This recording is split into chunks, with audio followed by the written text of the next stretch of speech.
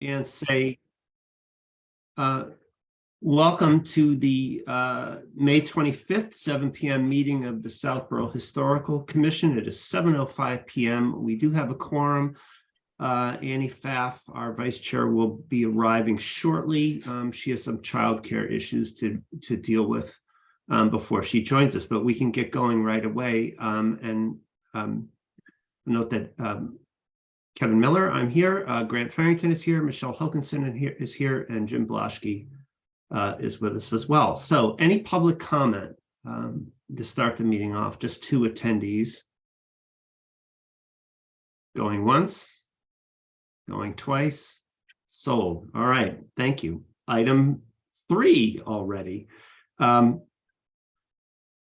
Involves suggestions for disposition of St. Mark's Triangle historical artifacts and naming suggestions for the approved park. Grant knows all about this, but I'll try to fill in with hopefully from some help from Grant. What was it, Grant, a week ago or so? Yeah, I think it was it last Monday? I can't even remember the date, but in the last 10 days or so, we had what we at the time thought was going to be our very last meeting of the St. Mark Street Park Working Group, and it has turned into possibly our penultimate meeting of the St. Mark Street Park Working Group, at which point this past meeting, we did approve final, working designs for the park, and they've sort of gone back to VHB for some further refinement based on suggestions at that meeting. And at that point, and there's some things still hanging fire, FYI, there's, I think the intention is to put it out for bid with some sort of variations involved. For instance, there's this very strong desire that I conveyed on behalf of the Historical Commission, and I know it sort of comports with what folks on the planning board seem to be interested in with regard to stone walls and some sort of perimeter barrier to the park. I did float the idea, something I floated several times, of that possibly a cheaper alternative might be something similar to what we have around the town green, which is the granite posts. They're every 10 feet on center with the surmounted by the black iron rails, those iron kind of round bars, which I find very attractive when it's in good repair. That would be so that's going to go out, and that remains to be determined. But essentially, the park is approved. The plan is done, and it's going out to bid. And I think the optimistic hope is that it'll be complete by the fall, by the early fall. So where that leaves us was, I was reluctant to sort of throw a wet blanket on the party that was about to erupt. I think so I did it instead. Prospect of being finished, but I felt compelled to bring up. Oh, Annie's here. That's great. Hi, Annie. Hey, Annie. We're just on our third item, but I felt compelled to bring up the question of the historical component, which had, for, as I talked about the last meeting, for a long time had taken somewhat of a back seat for very understandable and good reasons. But I was, trying to make a case for, there's some talk about a kind of stage 2 of this park project.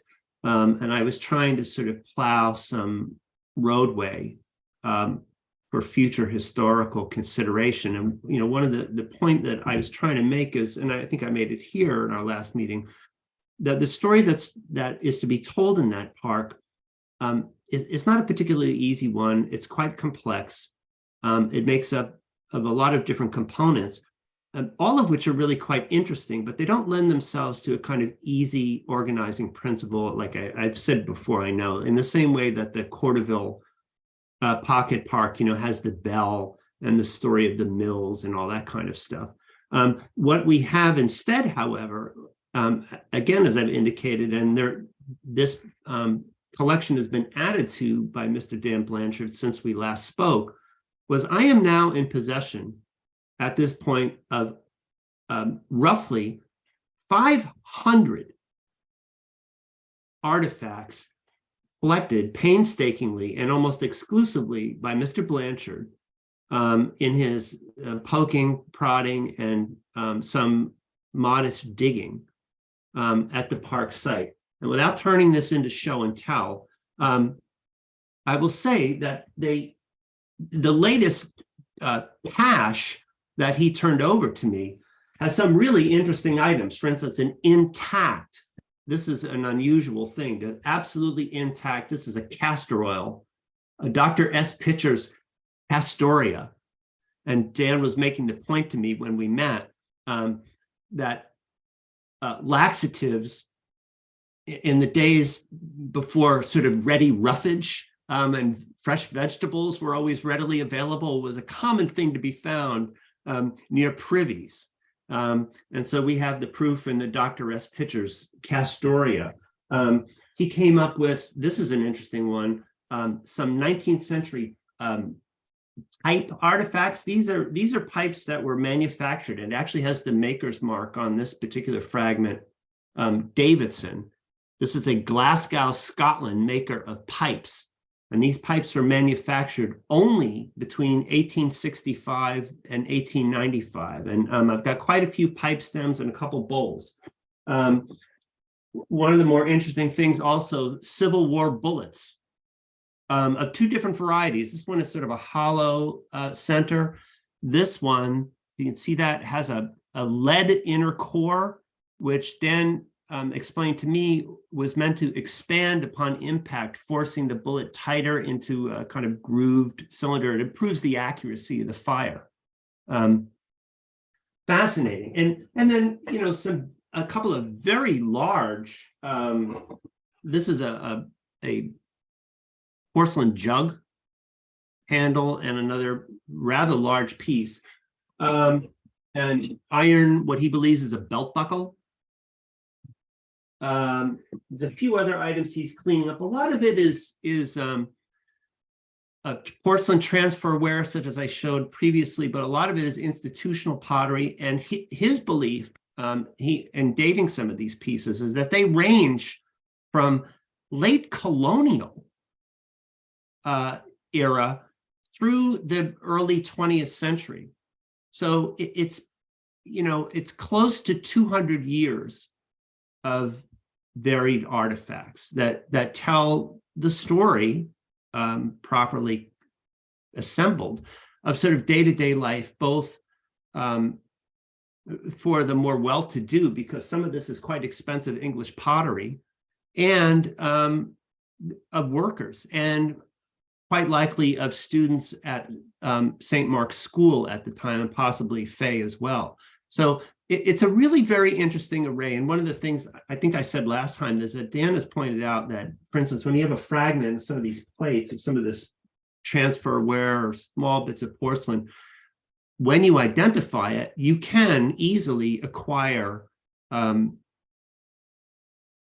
complete pieces, so that you could, for instance, have a display and say, you know, these are the pieces and this is what it makes, and actually show, you know, you can buy these plates in some cases for, you know, $100. So it's an interesting story. Now, how do you tell that story? And this is the question that we really struggled with. One of the interesting developments that's come about, and actually it was one of a number of things that was very interesting about Tuesday night's select board meeting, is one early item that they discussed was the one-stop grant process. And one of the one-stop grants that they're applying for, one component of, I think because it's a single package, but is they're trying to get money for the renovation of the Flag School.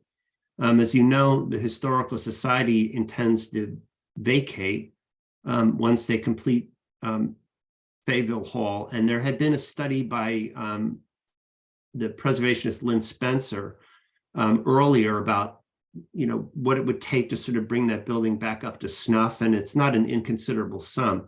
So anyway, the town is going after that money, and apparently Vanessa Hale, the assistant town manager, has been working really diligently on that, and she contacted me yesterday, I guess, and I sent her some information, the Macris information on the Flag School. explain some things that I knew about the building and its history and where it had originally sat, of course, at what the intersection of Flag and Deerfoot, when it had been moved, what it had been used for, and so on. And she followed up today with another question for me, which I was quite grateful to receive and happy to answer, which was, are you looking for space for files? Because I had earlier made a pitch, I think, to a couple of members of the select board about how eager I was to have a file cabinet of our own, to have some space of our own, to have some place to put stuff. So that, for instance, I don't have to have 500 artifacts in my home office here, and files and stuff. And, as you know, currently, what little files we have, actually physical files, reside in the Flag School in a cabinet that's shared with the Historical Society. And as grateful as I am for, the indulgence and hosting of our friends at the Historical Society, I don't think it's appropriate for town government records to be essentially commingled with the private historical society. And so I very much would like our own space and our own place to put stuff. So the Flag School being adjacent to the about to be built park strikes me both as sort of now we wouldn't get, I'm talking about, I just want a little tiny little chunk of that, a little space in that building, a little hubby, I thought, for our office space. But now that we have these artifacts, I did mention to Vanessa that I thought maybe that the Flag School might be a natural home, especially if it were staffed on a daily basis by, for instance, a town employee, another department, in other words, because all that space is yet to be determined. Don't get me wrong, but if there were space in there, for instance, to have a display cabinet of some kind and tell some small story, I think it would be wonderful. If you were on a walking tour that you were self-guiding and you arrived at the about to be rechristened St. Mark's Park, let's call it that for now, it would be wonderful to be able to say, there was an archaeological dig done here in 2022 and into 2023, and X number of artifacts were found. They tell a varied story. If you want to see them, kindly cross the street, about 50 feet away, and walk into the Flag School, even if it's on only certain days a week or something like that, and see the story that we have to tell. Now, I will say that Michael Wyson at the Historical Society has indicated an interest in these artifacts as well, and that perhaps that's where they end up. But I did want to put it to you that we have this hanging question now of what I'm to do with all this stuff. And can we construct a meaningful story? And is there interest on the part of the Historical Commission in pursuing, the other idea that I had earlier floated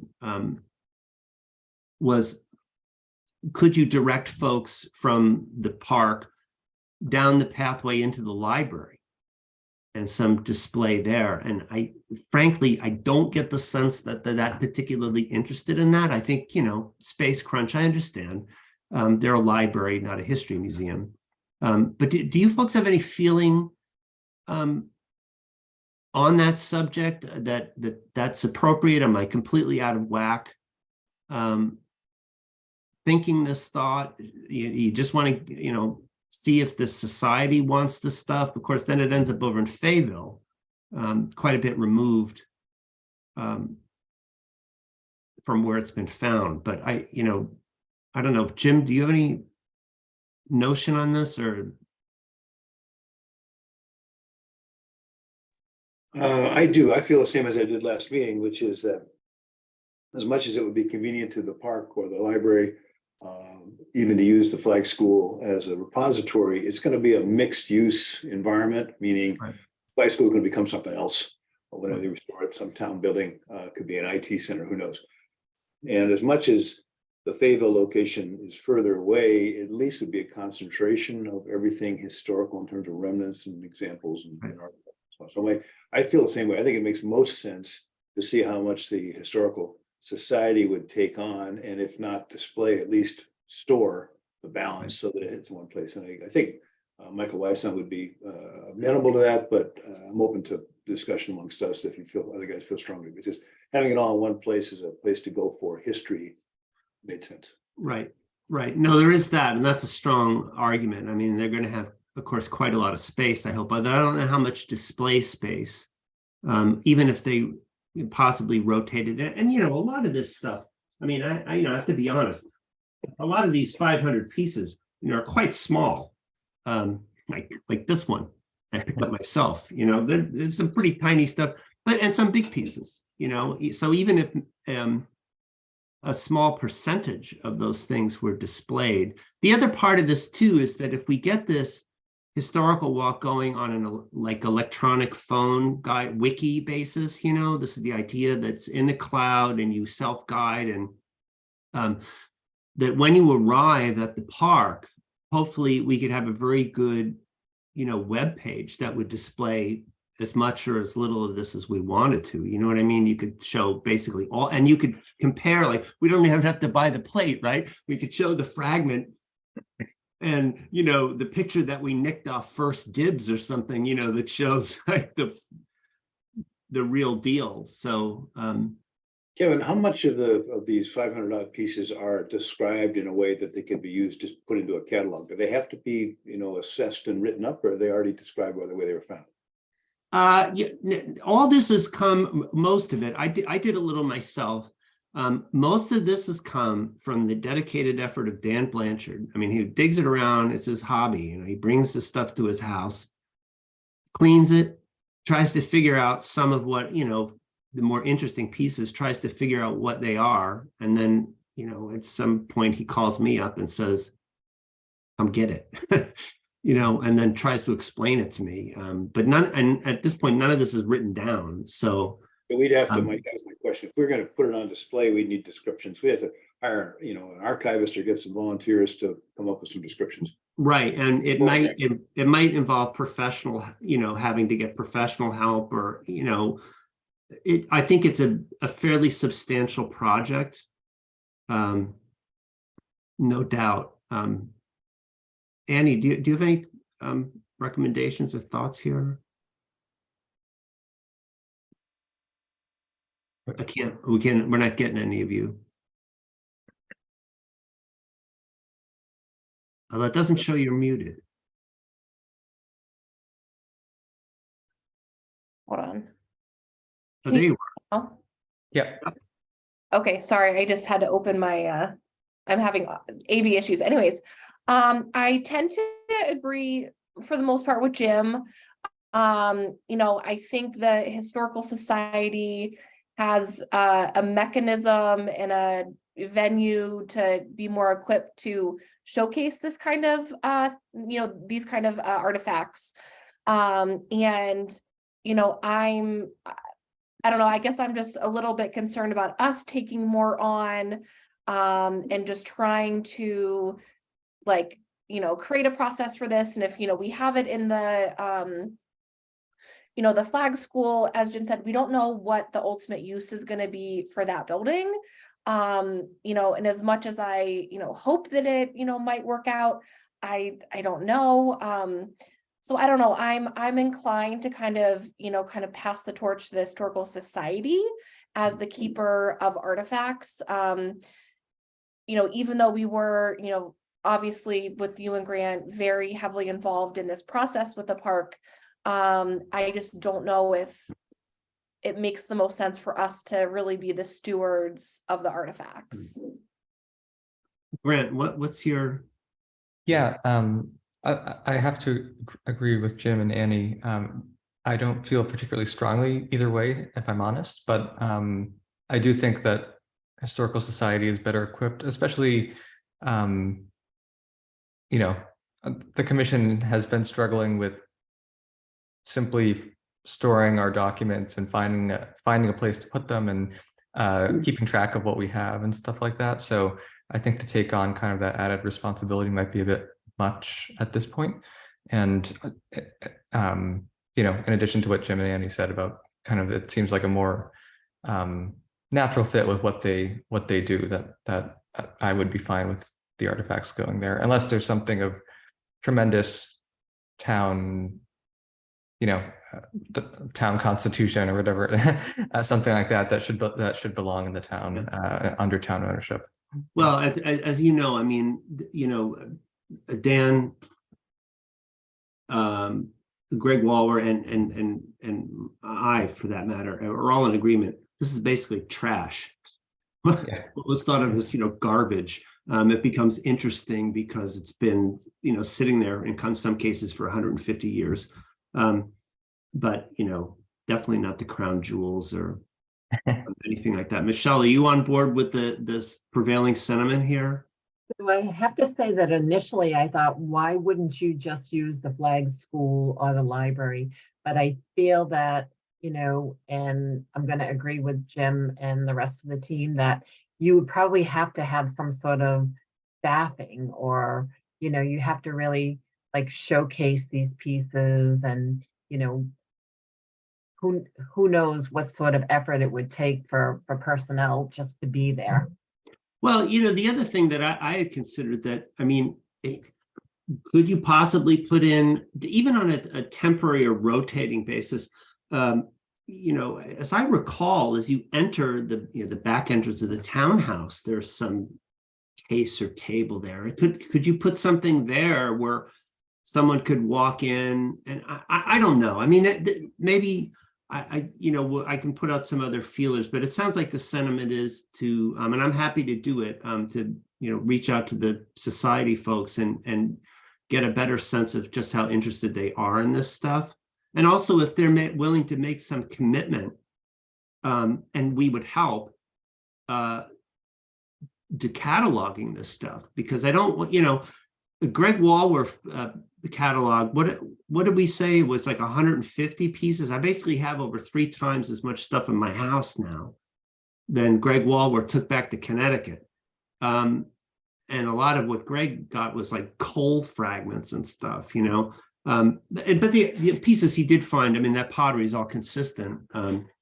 But, you know, Greg's cache was taken back to some storage place in Connecticut. So like, you know, I do feel like I at least want to get it all photographed, you know, the way, for instance, Greg does it professionally. It's all weighed, you know, to 1/10 of a gram and all this kind of stuff. And then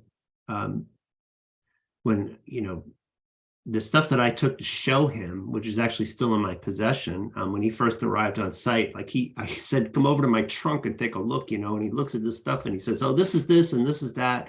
And he's very quick at identifying that. So someone who's really good at this might be able to make short work of it. And so, you know, I will thank you for your input, everybody. And I will reach out to Michael Wison and kind of initiate further conversation, because in part I'd like to get this stuff out of my house, and give Dan Blanchard back all the baking trays he's given me full of pottery shards. Now the other thing with regard to the St. Mark's Triangle Park is that the last thing that we're supposed to do as a working group, and I really need your input on this, is we're supposed to figure out a name. That was part of the original charge. And somehow it almost slipped away from us. And I think there was a little bit of second thought on that we want to go back, and we really do want to try to offer up a name. I think it will be at the discretion of the select board whether or not they embrace it. So that said, it's another tricky one. There had been some early discussion, I think, about at one point, and it may have even come out of my mouth, about calling it like Tricentennial Park or Tercentenary Park, because we have the tercentenary coming up in 2027. I think I had some rather gloomy thought that that's how long it would actually take to complete this. Fortunately, we got it done much quicker. But seriously, what's problematic about calling it the Tricentennial Park or Tercentenary Park is that I think it without sounding overly PC about it, it sort of privileges colonial settlement. And, of course, we know there were people here before Southborough, before the town, namely the Nipmucks, the Native Americans. And so I started to grow inside myself a little uncomfortable with a park that simply, particularly when we, and again, the dig cleared it of being to the satisfaction of the MHC, a Native American burial site. But Greg Waller's ultimate conclusion is that the Native American graves are quite likely inside the walls of the OBG, or perhaps just under or just outside, and possibly a little bit more far flung. But we know that area was, had Native American habitation. So I personally moved away from Tercentennial Park. Pursuant to Michael Wyson's comments about that area being a real crossroads, not only the Indian trails, but the Native American trails, north, south, east, and west. The idea of Crossroads Park has some dim appeal, although for me, it's a little bit too far from the actual crossroads to sell it to me. I think I flirted personally with the idea of William Washington Park after the what is described in Nick Noble's book as the first free Black resident of Southborough. It's really, of course, him, his wife, and his family. And of course, he was a steward at St. Mark's and the sexton of the church, and this kind of hero when a fire burst out. Although, he was, as Sally Waters's research indicated, and I was able to confirm that partly in Noble's book. He was a resident of Southborough for a very short amount of time, in fact, and although succeeded by his son in the duties at St. Mark's. And the other part that's problematic about that is that the foundation that's within the confines of the park, to the best of our knowledge, is an outbuilding, and the house itself that we think was inhabited by William Washington is actually under the pollinator garden and on the grounds of the library. So, a lot of those historically named parks, they're not exactly where they were, but I'm just curious what your sense is. The last name, and the one to me that's the most compelling of the ones that I floated mentally, is simply Heritage Park. We have Heritage Day, of course, in the fall in Southborough. That's a long tradition. But also the idea of heritage is a more broadly encompassing term that would allow for the story of William Washington to be told with vigor, the story of the Nipmuc habitation of Southborough to be told with vigor, and the story of colonial settlement and the fact that, from that main plaza, you can see the mustering ground, the OBG, and the meeting house. That story can be told, with enthusiasm, all under the banner of Heritage Park. Now, I don't know if you folks would find that a little bland or banal, but I actually I think Southborough Heritage Park makes sense. So with that, can I ask you guys what you think, or if you have any better suggestion? What Marguerite Landry, of course now select board member, but the chair of the working group, has asked was for us to submit in fairly short order a list of names, but potential names. Although if we can coalesce around one, we might have a stronger case. So again, I'll just go around. Jim, do you have any thoughts on the naming issue? I think Heritage is the winner from what you described, but it ties in nicely with the other town events. So it's got a built-in boost, leverage that way. It's simple. Maybe or may not need to put the word Southborough in front of it because that's a given, but Heritage Park is very strong, I think, for all these. Yeah, and wouldn't it be great to dedicate Heritage Park on Heritage Day? If it gets done by then. Annie, do you have? Yeah, I totally agree. For all the reasons you mentioned, Kevin, I think Heritage is a really strong choice. And I'm happy to support that if, we want to move forward as a commission with an option to recommend.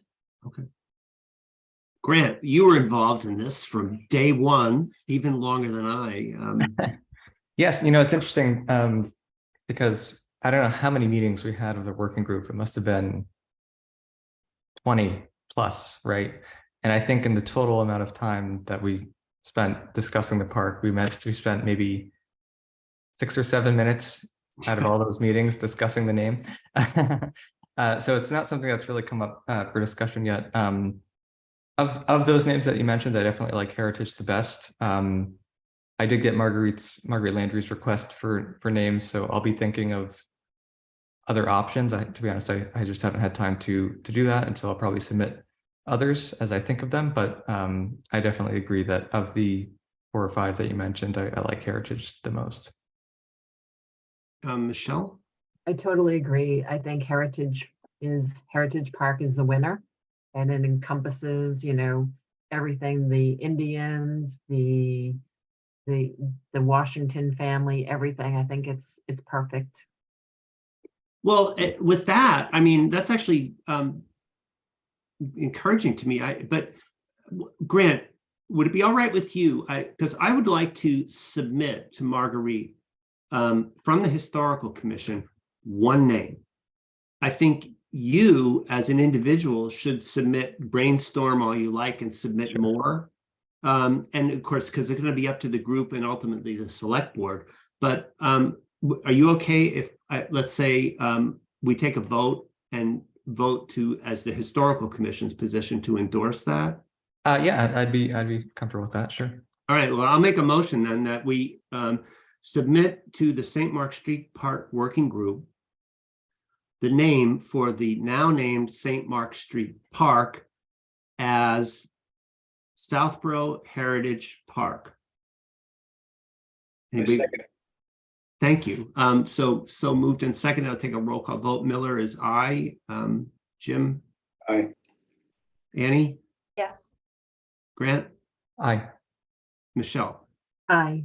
Great. 5-0. Thank you very much. It's Southborough Heritage Park, at least so far as we're concerned. Grant, if you come up with something better, I will Sure. gladly defer. All right. good. Thank you, guys. Item 4 is discuss demolition delay bylaw update. This is going to be brief because I haven't had, frankly, much time to do work in this, and I don't think anybody else has. Mm-hmm. One development that I did, and it's amazing to me that this has sort of somehow eluded me, is that under let's see, Division 1 Town Meeting Enactments, Part 2 General Legislation, Chapter 174 Zoning. This is the Southborough E-code. Section 174-2 Definitions. The zoning code defines a historic building. Right now, just to stop that for a second, right? Our issue is, one of the big issues that I have with the demolition delay bylaw is that only buildings built before 1925 come under the purview of the DDBL. And of course, as time marches on, the window of non-eligible properties grows ever larger, right? And so what I proposed is, rather than a fixed date, one that slides along as time marches forward, so does essentially the number of properties grows a bit larger with passing years. So the zoning code defines, and this was added by Article 28, the annual town meeting in 2017. And it defines historic building as a building or structure listed on the Historic Properties Survey of Southborough, Mass, June 2000, on file with the town clerk's office, and is maybe subsequently amended and approved by the Southborough Historical Commission, or any other building or structure that is more than 85 years old. That's the key, 85 years. Now, 85 years, for instance, were that simply, and the DDBO was enacted in April of 2015, right? So 2 years later, the zoning code was amended to define historic building as anything older than 85 years old, and yet the DDBL only covers buildings built before 1925. Well, that's 97 years currently, 98. So, for instance, if a revised version of the DDBL were passed that simply embraced the zoning regulations definition of a historic building, it would mean that in 2023, anything built 1938 or earlier would fall under the purview of the demolition delay bylaw. Now, what would that mean? It would mean that the firehouse at 5 Main Street, the Southward House of Pizza currently, built in 1927, would be protected. It means that the Peters School Annex, torn down, yesterday, built in 1930, would have been at least under discussion. It means that St. Anne's Church, built in 1937, would be protected. It means that 33 Main Street's the Todd House, that's a Fay School building, where Dan Blanchard lives, built in 1930, would be protected. Several Fay and St. Mark's Zone buildings, 48 Main Street, the Fay School main dining hall, and dorm, built in 1926, currently not protected, would be protected. In fact, I believe a quick rundown showed that some 10 properties in the newly recognized Southborough Center Historic District would gain protection by that simple embrace of what the zoning code already codifies as a historic building. Mhm. So, and I think that would be, because remember we've talked about what the date range should be. It seems to me obvious, like an easier sell to town meeting than almost anything that we're going to pluck out of the, I don't want to be plucking dates and numbers out of the air, but if you simply embrace the zoning code, this is a planning board article, and say, that's what we think a historic building is too. It's a historic building, it deserves protection. It's an easy one to me. Annie, go ahead. Yeah, so Kevin, you had asked me in an email to see if I could quantify through public record the total amount of properties that this could affect, if we count 85 years from today. So according to the public record database I have access to through MLS, there would be 67 properties that would additionally fall into protection with the bylaw if we enacted the 85-year rule today. Right.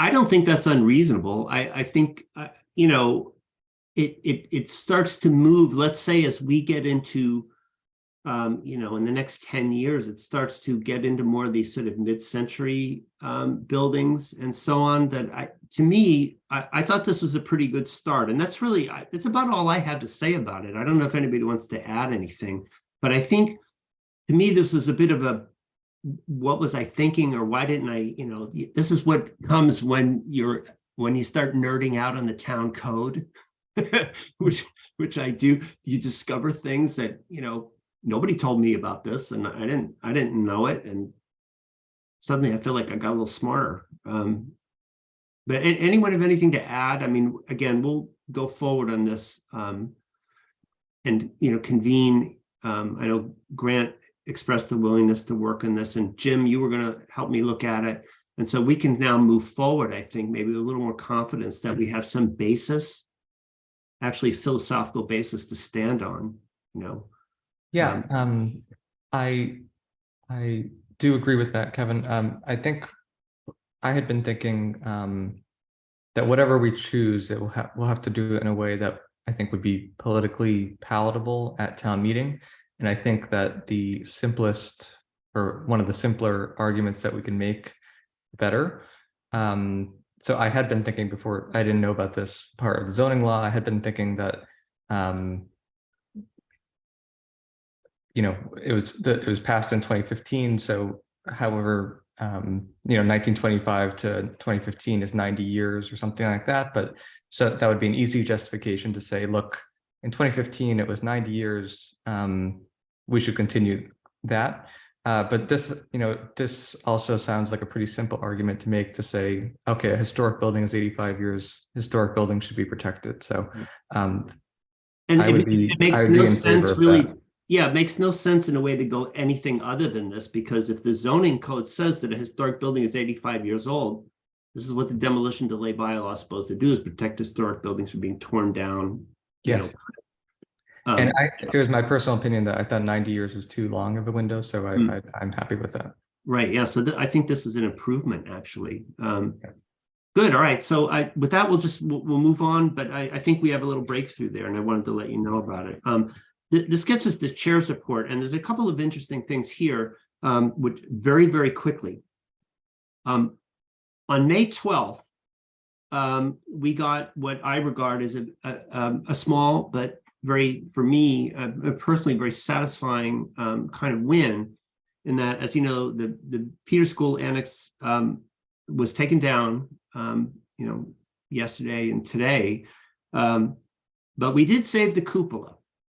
And this involves some very nice cooperation and, any number of phone calls and emails and back and forth and coordinating between myself and Rob Kuklovich, the CFO of St. Mark's School. And, I was casting about, wanting to save something from that building for historic preservation purposes. And I was really struggling with where, what we could, the cupola was the obvious get, because that is a fine, and I've now seen it up close and touched it, and it's impressive, like it's this really great thing. And by the way, it weighs almost 3,000 pounds, if you can believe that. It was quite the production getting it off the building. And it turned out that, the Historical Society folks were interested in it. And they plan to incorporate it in some sort of future feature at the Fayetteville Hall site, quite possibly as a sort of garden folly. And actually, I had, once it was down and I was up close and personal with the thing, I thought, boy, I was thinking about my own backyard, like, would it fit? Couldn't have that. It's would not be ethical. But I was still, the devilish side of me was fantasizing about this thing, because it's really pretty neat. But I was glad to be able to broker a kind of deal between St. Mark's and the Historical Society, and I'm very grateful to Rob. And then, as Annie knows, because she took the tour with me, that they were just great. All the way through. They didn't have to do any of that. They didn't owe us anything. But again, they gave us a tour. They allowed us to photograph the buildings. When we found those documents, they had them boxed up. I picked them up, went over them, gave them to Chief Achilles.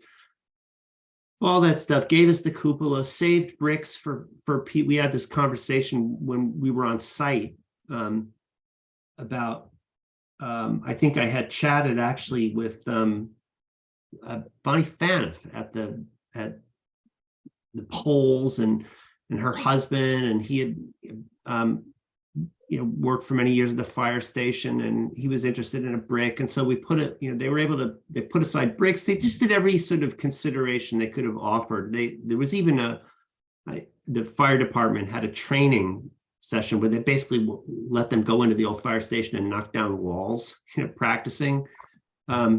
So it was a nice, I thought, a moment of sort of cooperation, town, private organization, government, and the schools. And so I'm very grateful to them for that, and I'm glad we could save it.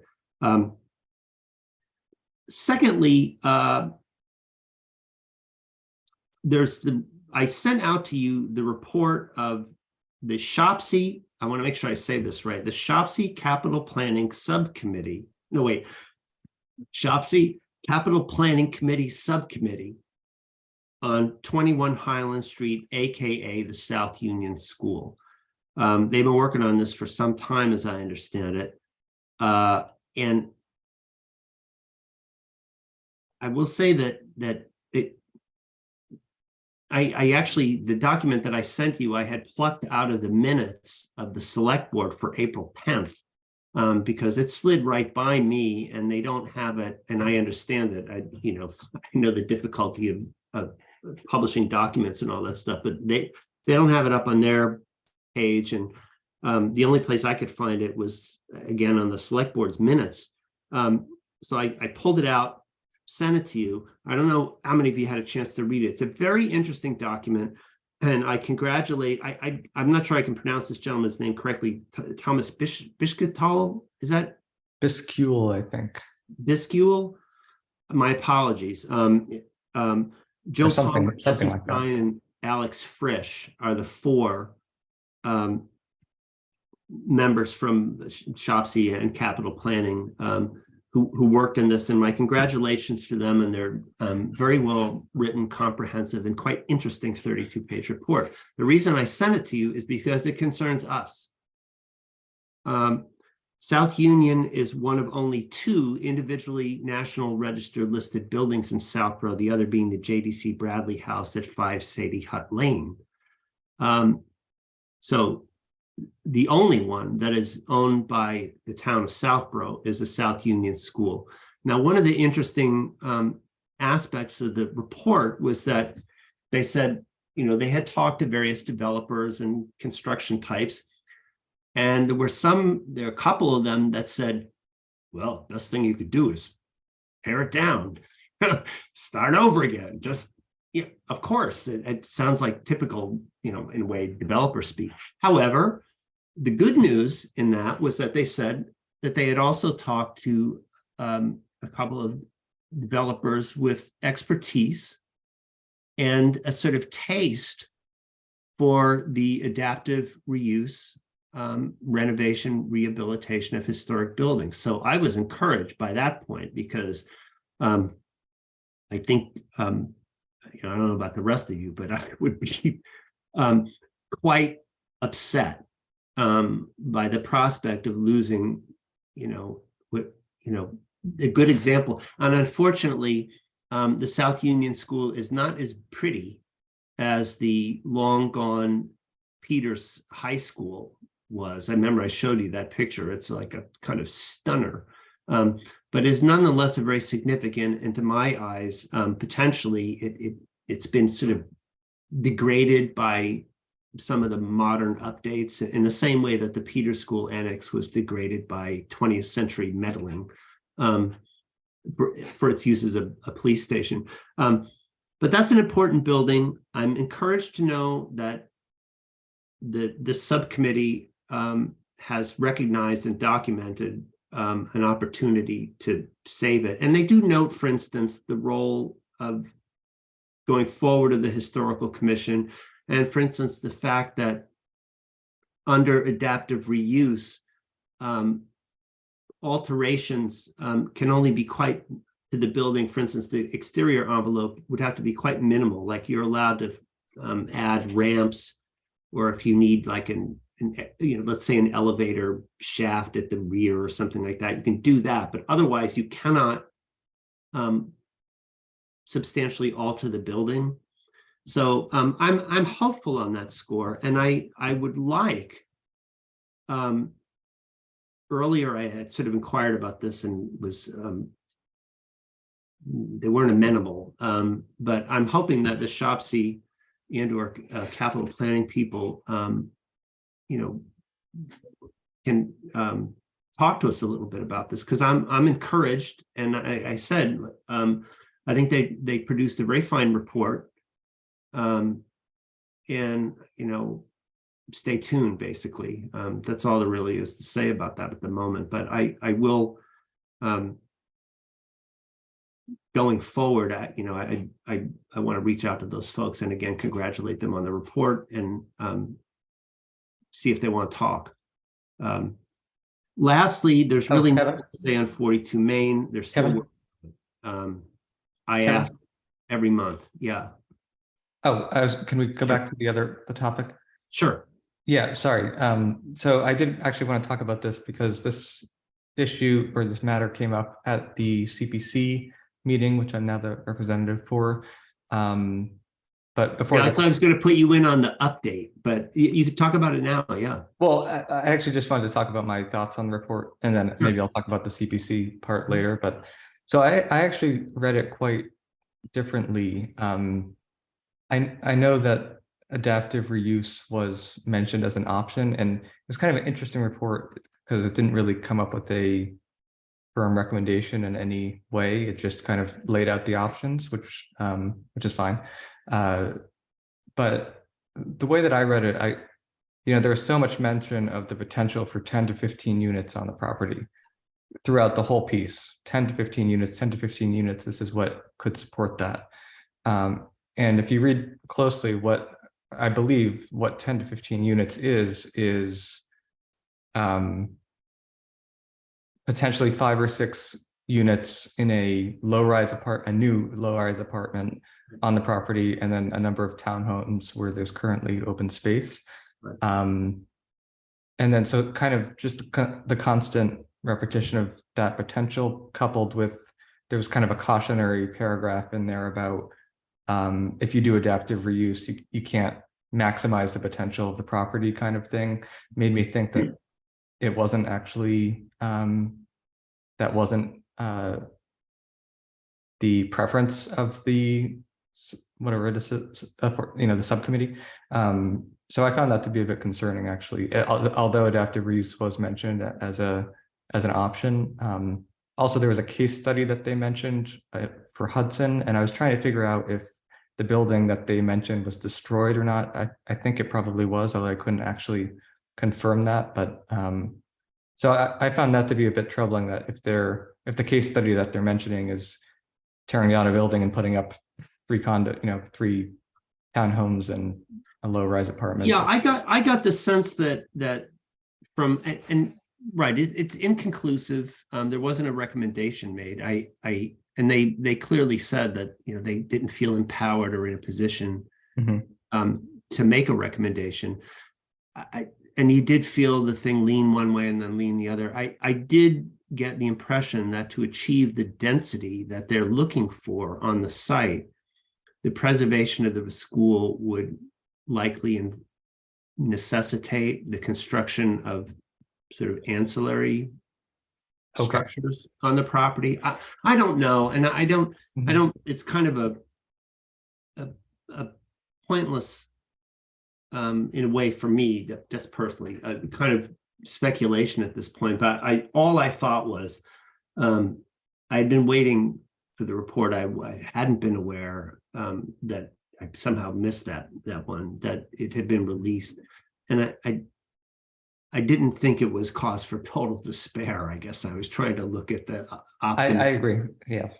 That they had actually found people who said, yeah, we could do something with this, and of course also, Grant, I think it's, and again, this is way outside my expertise and our purview, but that it's all wrapped up in this sort of MBTA communities and what the required densities and the zoning changes may be, and all that stuff, and God only knows where that's going to go. I don't think anybody really has a good sense of it. Yeah, it was quite an interesting and thorough report. So I'd recommend it to everybody else if you haven't had time for it yet. It's worth it. To go on to members report, Annie has some good news on the sign front. Do tell. I do, yes. So I heard from our vendor, and he expects them to ship out by end of next week.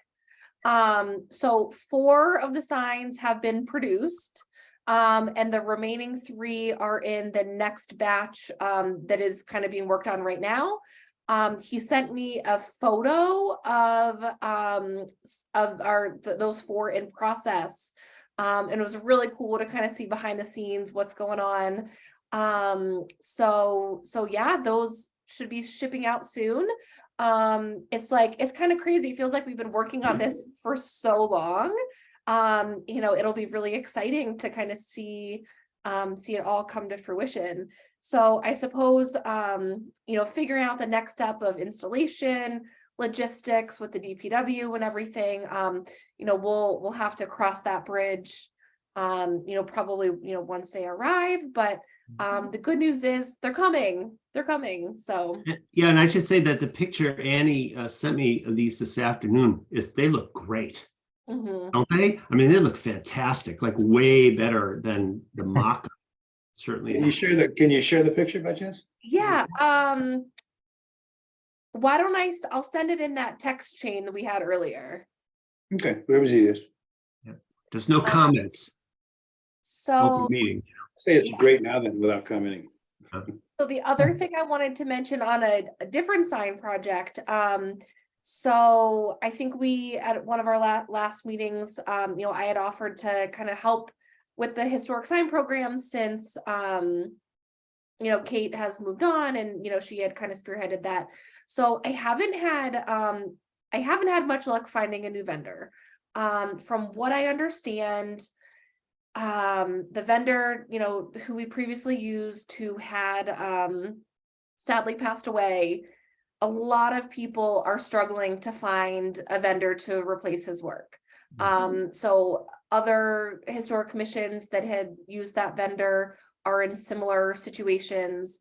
So I wanted to ask the group, related to the historic sign program, are we set on having them hand painted? Because I think that's the big thing that's making the vendor difficult to find. There's no shortage of vendors that can, do kind of a different type of production, but the hand painted is rare, I would say. So I kind of just wanted to talk about that, like as members update, that I haven't really made any progress finding a new vendor, but also have a discussion about whether we're open to making, substantive changes to, our signs. Gosh, sorry to jump in, but I'm totally amenable to. I would imagine that a machine-made sign could be made to look pretty doggone close to what we're accustomed to.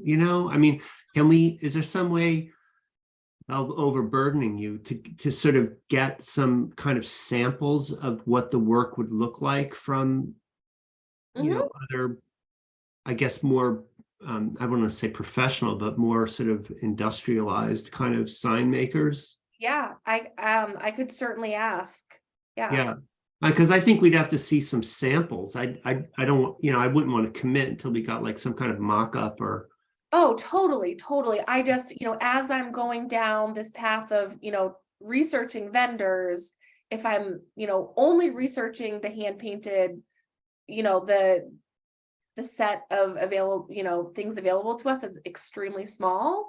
Now there are vendors like on Etsy that do it, but they're not like, I don't want to say they're not real companies, but like I want to become affiliated with someone that has like a reputation for doing this and a history, and relative assurance that they're going to stay in business and keep doing this type of work. So I don't know, an artisan off of Etsy makes me a little hesitant. Do you think we'd be wise maybe to reach out to some other, some of the neighboring towns that have historical commissions, and that, all of them, in other words, and see what they're doing, Yeah. So, Yeah. The reason actually why I asked this question was, so I actually saw a picture of Framingham's signs on Instagram. I follow a print vendor in Framingham, and they happen to have the account for all the historic signs. And they use Signorama that's here in Southborough, like that's a local company. Oh, But yeah, I mean, I could ask, Westboro. I don't know if Ashland does it. I think Hopkinton does. So I can ask, our neighboring towns, what they're doing and who they're using. But I think that finding a new hand painted artisan is going to be difficult, and not to mention a lot more expensive than we've done. Yeah, I personally, I'm not, like I said, I'm not, I'm totally amenable to, I would like a local vendor. I would, and I want to see some mock-ups and see, if they sort of meet the standard that we've already established. But I'm sure I got to think that can be done, and that maybe a commercial, sign vendor might actually be preferable, unless I want to tie. I have a neighbor who's an extremely good woodworker, and I'm half tempted to see if he wants to get into the sign making business. Yeah. But he also got to be a painter. I don't know if he has that particular skill. So, anybody else have any thoughts on this, or should we send Annie off to beat the bushes a little bit? I was gonna say, I think, the notion of the hand painted sign was a nice touch, but not essential. I don't know that the quality from a commercial sign is gonna be markedly different. Maybe you can tell when something is hand painted, but the primary point of this is to recognize significant homes and have the homeowners feel like they're appreciated and all that kind of stuff. So I'd say, obviously, we're gonna have to go through some kind of templating process. And I'd ask Annie, is there more than one set of wording, or will we be able to come up with one standard that just substitutes the details, or will we have a rotating? I think at one point we were talking about 2 levels of detail on homes, and I don't remember what the particulars were. Maybe that I'm getting this conflated with what the society was talking about. But if we had one historical home designation in terms of the wording and layout, then they could just have a template ready to go and be like ordering new business cards. Mm-hmm. So I don't know the answer to that. So to be honest, I haven't really transitioned much with Kate, the actual ins and outs of how this all works. I don't have historical records, I don't have the list of who already has a sign. I don't know what our records look like and kind of what our standards have been. I think I personally have just been so busy. This is my busy season professionally, but hoping to have some time to dig into that with Kate, maybe in the next couple months. Annie, I can help you out on that. I can actually even walk the neighborhood and, just try to get a feel of how many houses have signs. And I know that they're all over town. So I guess we do need to have Kate's record. Yeah, I feel like she must have an inventory. I'm sure there's a spreadsheet. Kate is, so diligent with record keeping. I'm positive it exists. We haven't sat down to really transition it. So I can help you. What I can do is I can contact Kate and I can start cataloging whatever information that we can get, if that helps you, and you can look into just the signage and I'll figure out what we already have in place. I do know that there's some neighbors that are interested in purchasing them. So we can also put that into a spreadsheet. Yeah, I've actually heard of some folks that are interested as well. So I know, which is, fabulous news that there's interest in this. People are coming to us about it. I think, that's really positive, and good visibility for, the work we do on the commission. So yeah, I think it's, timely that we're trying to find a solution for this, and, well, I'm sure it'll get done. Yes. So if you want to just, I know that you're really busy and I have some spare time. I can even start this tomorrow. I can start the cataloging process and you can contact the towns. Why don't I reach out to Kate, just see if I can, if she can even send me it, just ask what she can send me before we have a chance to meet, and then go from there. Okay, sounds good. Great, that sounds awesome. And just to double back very quickly to the National Register signs. I will reach out to DPW because when we went through the contracting stuff, Annie, you recall this, that they're going to be delivered to DPW. Yes. down on We had to Court. like change the address on the invoice and Yeah. yeah, there was a whole Yeah. thing about it. Yeah, So so I want to let them know, that it's going to be coming. And, the part of this, again, this issue is, I know the new DPW head is coming in July, but there's hopefully I'll see if there's someone I can talk to in the interim to sort of kind of prep this up. And I have been, we have that issue of the various locations. And Michelle, I'll be in touch because I do want to, the one on school. And Andy, were you going to look into that one basically at the railroad crossing? You know what I mean? Is it, what is it? The Knights of Columbus building is one side of the tracks, and then the vacant property owned, I believe, by Peter Bemis at Main and Newton, or East Main and Newton is the other side of the track. Like in this debate about, where ought it to go and where can it go, and traffic, we have to sort of get that nailed down. Again, this would be though I think in consult with the DPW head, and I'm going to sort of feel bad about clobbering this poor person when they come in with this straight away, but it may shape up that way. But it's all good news. So I'll be in touch, and we'll definitely get there. But it was really cool to see the photos. Grants, what else do you have on CPC? Yeah. So as you know, I think this is my first historical meeting since I've been on CPC. So I've had 2 CPC meetings. The first was really just me getting up to speed. It was Andrew Mills, the chair's last meeting. As you may know, he left the planning board, and I believe is leaving town as well. So they all thanked you, Annie, for your years of service, and had very kind words to say about you. And so, yeah, Ben Smith was elected the new chair, and it's been good. At the last meeting, we finalized the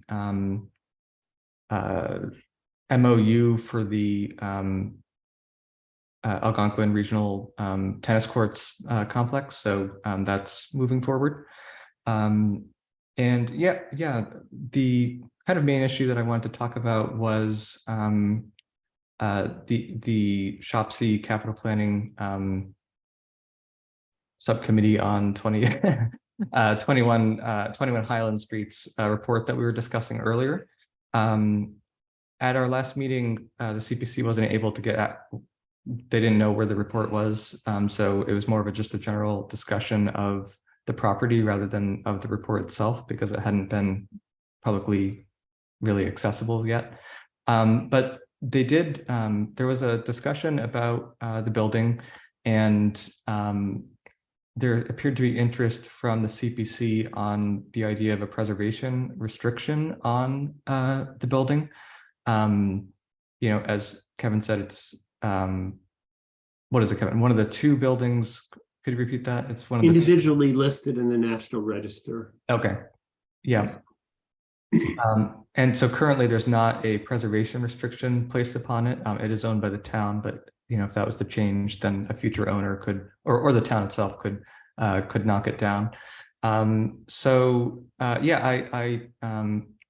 I told the CPC that I would bring up the issue to historical, let them know how they felt, and really just open it up for discussion.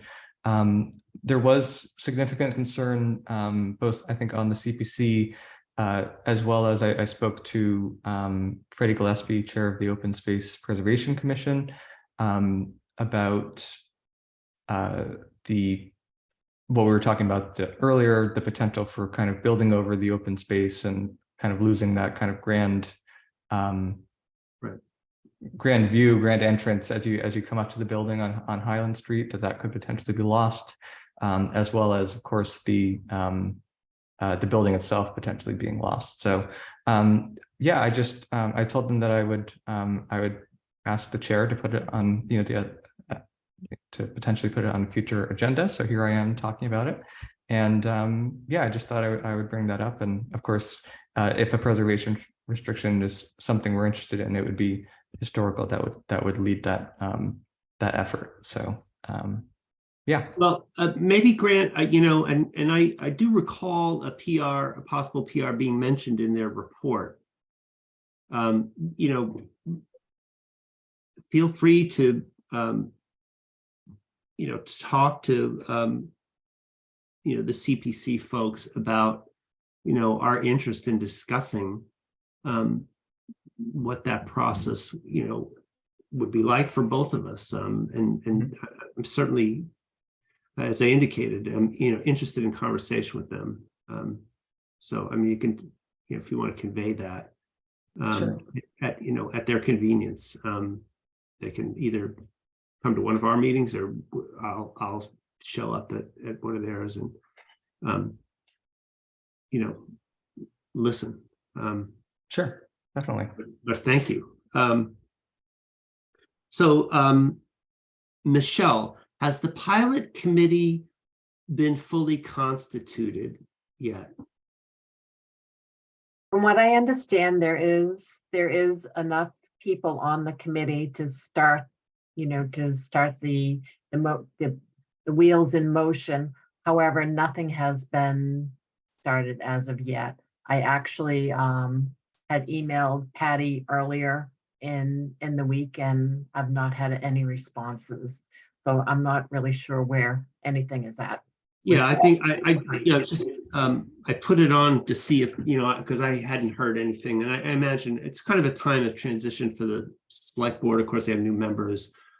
Ms. Cook has ended her time as chair. So, and I know she's on pilots, so that I'm sure things will sort of ramp up sometime in the not too distant future. The other thing I had asked, Sorry. and I sort of sandbagged you on this without much notice, is that Kevin, I think Michelle was trying to speak. Oh, sorry. So what I was saying is that they are looking, they asked for availability of members, to see what nights were good for them. So I think that in the background, there's movement, but we just haven't heard anything back yet. Okay.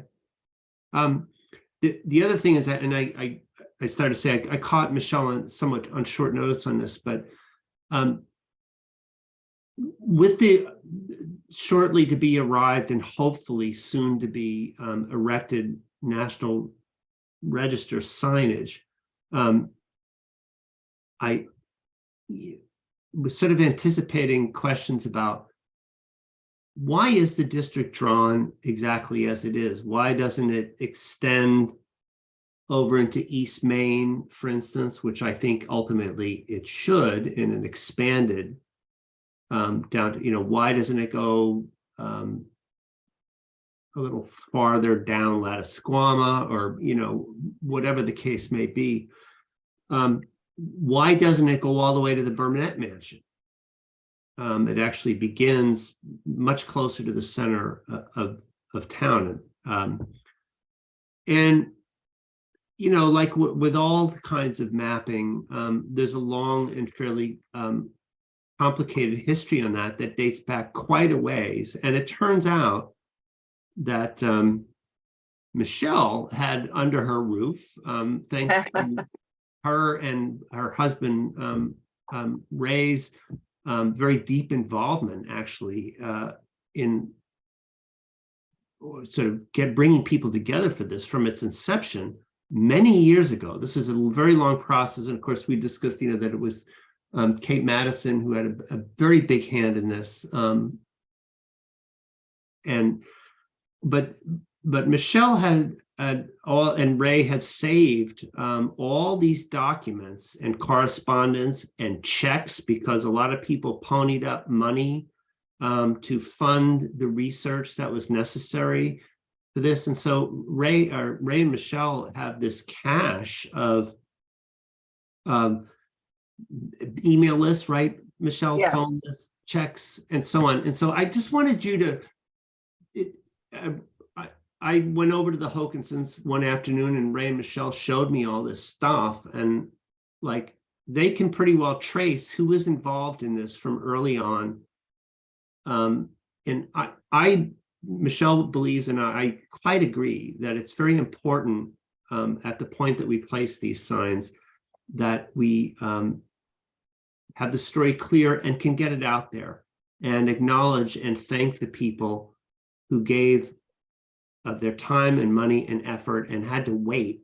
How long? A good 20 years. Yes, so in 2010 is when this particular process started. I understand that it had been, there was a time before that historic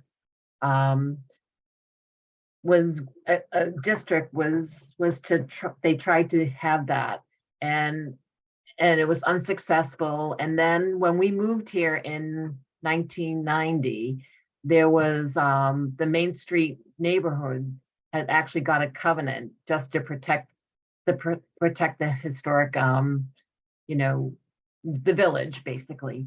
So then in 2010, there was all of this talk about rezoning, to actually have, to increase the density, multifamily properties and all of that. So we actually, when I say we, basically Ray actually got a survey to the neighbors to see if they would be interested in proposing a new historic district, sorry about that. So he sent letters to the neighbors, he sent surveys, it was a very positive response. And then he teamed up with Kate Matson, and they actually, I apologize because I'm not the historian here, but they actually got together and they raised the money. They had to raise $2,000, and I believe the CPC actually ponied up the rest of the amount, and they actually hired a professional through the state. So they went, basically around the town, they took pictures, they got all that into place. And I think that they drew up the district. And I think that they said that they wanted to start small, that they would have a better chance. So I'm not really sure on the boundaries. So I apologize, and I'll get that all in place for the next meeting. Yeah, no, that's helpful, Michelle. And I think,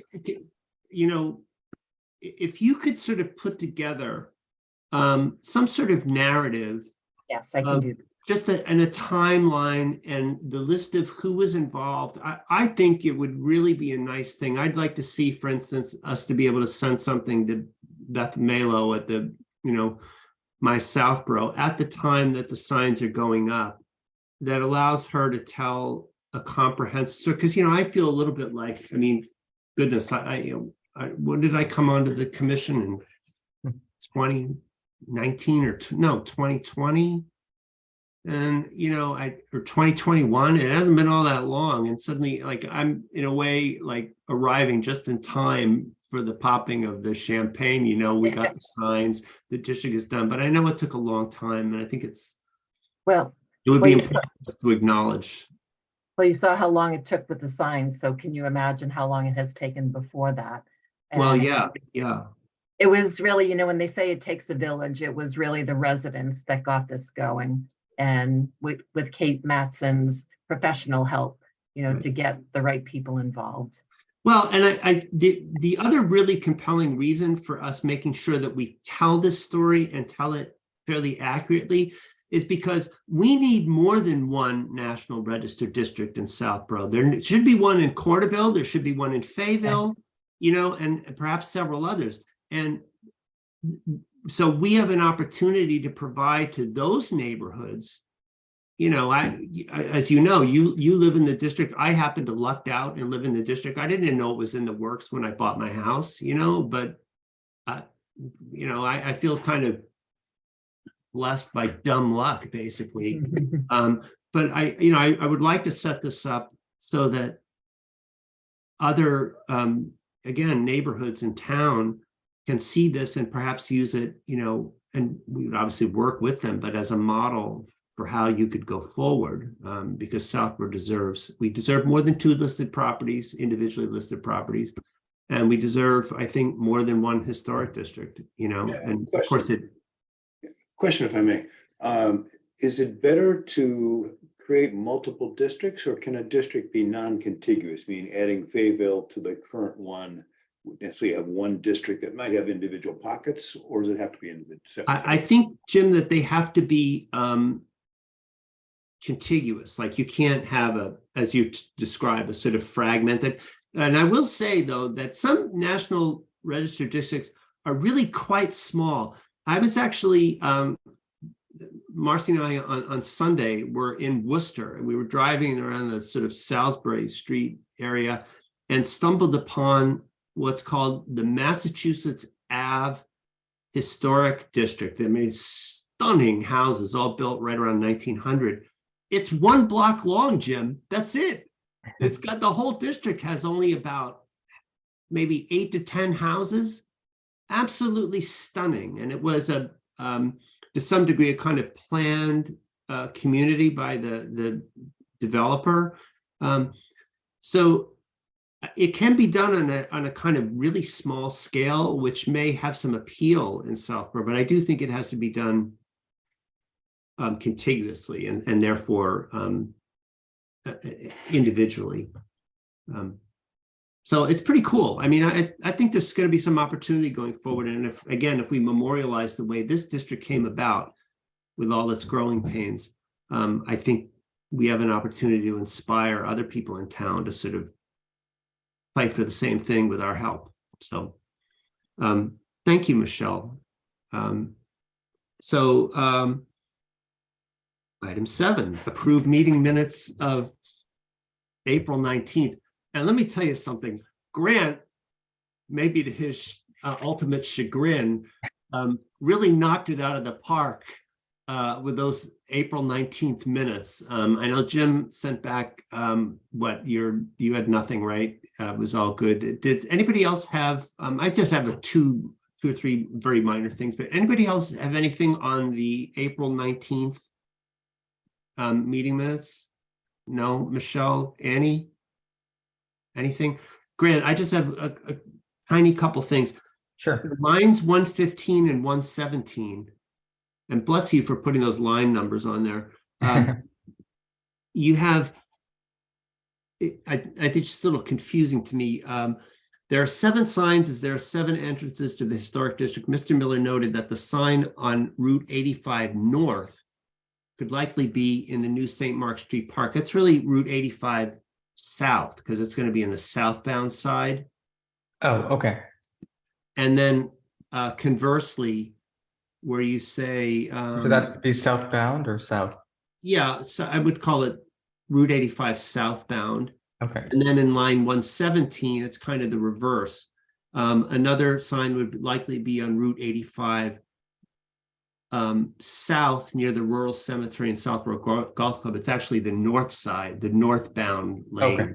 Great. In other words, right side of the road, northbound lane. So I would just flip those two. Sure. Thank you. And line 132, you have a duplicate phrase, Andrew Abu of Andrew Abu of Andrew Abu Realtors. Oh, thank you. Too much Andrew Abu. Yeah. Lovely guy, but we don't need him 3 times. And then I think you say in line 134, 133, 134, they requested that the matter be brought back to the Historical Commission for another vote on demolition delay. I think I was unclear on that. In fact, I discussed the possibility with Mr. Berger, but he did not request it. Oh, okay. Ultimately, and I want to be clear on that because I don't want to look like we ignored the request. In fact, I never received it. So the Hewlings still own the home and Kendall Homes has not bought it yet. And then you think it And should... then I would just skip the next sentence and go to the conversation is still ongoing. Oh, okay. So just delete that sentence. Okay. Accurate. Yeah. Okay. Thank you. So everyone else is good. I would move to accept these brilliant, really first-class professional minutes as amended. Seconded. Thank you, Jim. So a roll call vote. Miller is aye. Jim? Aye. Annie? Yes. Michelle? Yes. Grant? Aye. you were allowed to vote for your own minutes because they were stellar. So that's 5-0. And I should note that I dragooned Grant into doing it again tonight, partly because these ones were so brilliant. And so my deep, truly grateful. Thank you. So to schedule future meetings, I would propose, how does Thursday, June 22nd look for folks? We could go out another week if you'd care to. That would make it 5 weeks, to the 29th. Well, The 22nd works for me, I think. Yep. any objection to the 22nd, Thursday, the 22nd at same bat channel? I tentatively have something that day. I don't know. How is the 29th? That's better for me. Jim, Grant, Michelle, the 29th? Yes. Great. All right. So 6:29 at 7 p.m. Done. Thank you. You're all so easy. Okay. So the last substantive thing we have is, and this has just come up, and I felt obliged to file an amended agenda this afternoon, was pursuant to Tuesday night select board meeting, in which they had a very long, it was an hour and a half discussion of what to do about the flags in the old burial ground. And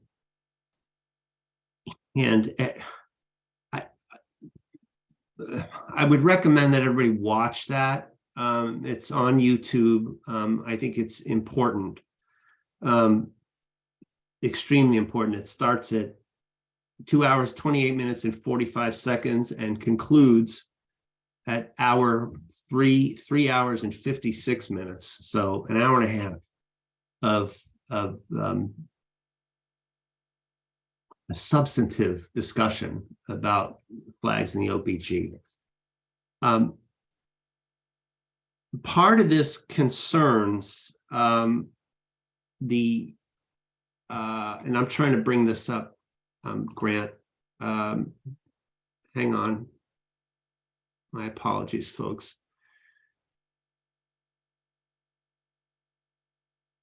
A motion that was made and ultimately carried with a slight amendment that a little bit, unfortunately for us, sort of conflates two issues.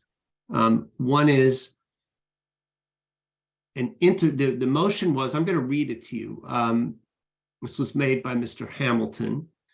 I move to create an interim flag policy and study committee as follows: for the period commencing with the adoption of this motion through May 15th, 2024. And Grant, I thought they had amended the date.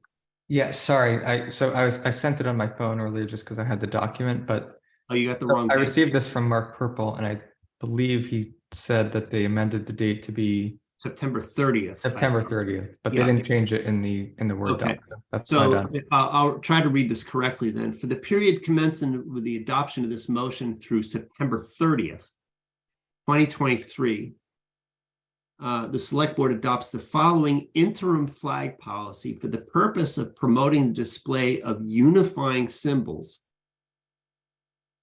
and to avoid private flying of flags on town property. The following shall be in effect: on all municipal property, the following flags may be flown in a fashion compliant with the U.S. flag code: the flag of the United States, the flag of the Commonwealth of Massachusetts, the flag of the town of Southborough, the POW MIA flag. No other flags may be flown except as follows. And these are bulleted: flags on graves consistent with cemetery regulations, flags emblematic of town departments within those departments, flags specifically authorized by the select board. At town meetings, such flags as the moderator shall permit. And then in the old burial ground, from the week prior to Memorial Day, through the week after Veterans Day in honor of the Revolutionary War veterans who lie therein. The following flags may be flown consistent with past practice. And then there's the list of what I can only take is at least on an interim basis, town speech. Isn't that everything that had been flown, and isn't that the full list of what was contended? So far as I can tell here, I have to consult my own list, but it's the Appeal to Heaven flag, the Moultrie flag, the Bunker Hill flag, the Bedford flag, the Continental flag, the Gadsden flag, the 1st Continental Regiment flag, the Culpeper flag. Gadsden was the "Don't Tread on Me" flag. Yes, So it's coiled. basically the laundry list of everything that was put up before. The status Yeah, quo. well, there was some debate on that as well, because the Veterans Graves agent indicated that he had supply chain issues and that had made one substitute of a flag because he couldn't get the one that he wanted. I don't make the news, I just report it. Yeah, the Gadsden flag is the coiled timber rattlesnake on a yellow field with the slogan, "Don't tread on me" beneath. And it is frequently, and was today, only today on my Southborough, by a letter writer, confused with the 1st Navy Jack, which is a somewhat similar flag that shows an uncoiled, extended rattlesnake on a red and white striped background, also with the motto, "Don't tread on me." They are similar flags, partaking of similar symbols and certainly the same slogan, but they are quite different and mean different things. Kevin, if you want, I can share my screen and put an image up if you'd like, or if not, that's fine. Well, sure. Hang on one second. I just Okay. want to finish the motion, which I'm sorry that I interrupted. The last part of it, and this is the part that directly concerns us. Further, the select board shall appoint a committee to study and make recommendations to the select board related to the community's desire to update a display of respect and appreciation for the service of the Revolutionary War veterans that under our care in the old, that there's a typo there, that are under our care in the old burial ground. Such recommendations shall be made prior to May 1st, 2024. The committee shall be composed of 7 members, 2 of which are veterans, 2 of which are members of the Historical Commission, 1 of which is a member of the Select Board, and 2 of which are from the community. There were some suggestions made informally, although the Select Board did, to my understanding, officially appoint Mr. Hamilton as their representative to this 7-person committee. Now, I have not received formal notification, which is customary, that this committee is going to exist, but it was passed, this motion, and the select board went to the length of immediately appointing Mr. Hamilton as their representative. So I'm in a position of, I don't want to seem, and I don't want to be, like I'm obstructing. Normally, I would say I wouldn't bring this up until our next scheduled meeting after I was formally notified that this committee actually existed. But I was on a call Tuesday night, as was Grant. And so I think, we should figure out what we're going to do, because the last thing I feel like is, being labeled as uncooperative. This is very complicated. I don't know if you folks have been watched this meeting or paid much attention or been watching the blog blow up today. But it was a pretty remarkable session is one of the main things I can say about this. And I am all for a couple things I would tell you about this, right? There is already, and I have the picture on my phone, I should have it ready. It resides there. There is already a plaque in the OBG, a nice bronze plaque that lists the names of the 3 Southborough residents that died during action of the Revolutionary War. They are already commemorated. And what Mr. Hamilton was proposing was, and I'm trying to find the numbers I have here. What Mr. Hamilton was proposing was some sort of marker to commemorate Revolutionary War veterans. The killed in action are already noted. Mr. Hamilton's proposal was to mark in some way, commemorate the 27. They were saying 28. Sally Waters says it's 27 known Revolutionary War veterans who are in unmarked. They're veterans of the Revolutionary War. In other words, as I understand it, survivors of the Revolutionary War that are in unmarked graves in the old burial ground. I'm all for that. At the same time, I will just note that I'm also for, in some way, marking and making note and recording the names of the nearly 600 unmarked graves of non-veterans. Sally's numbers, and I think that the most accurate that we have, again, put roughly 600 unmarked graves in the old burial ground, 28 of which are believed to be, and she's moved that number from 27 to 28, I think, or possibly 29, but I believe 28 is the most reliable. 28 unmarked Revolutionary War graves in the old burial ground, 600 total. And it should be noted that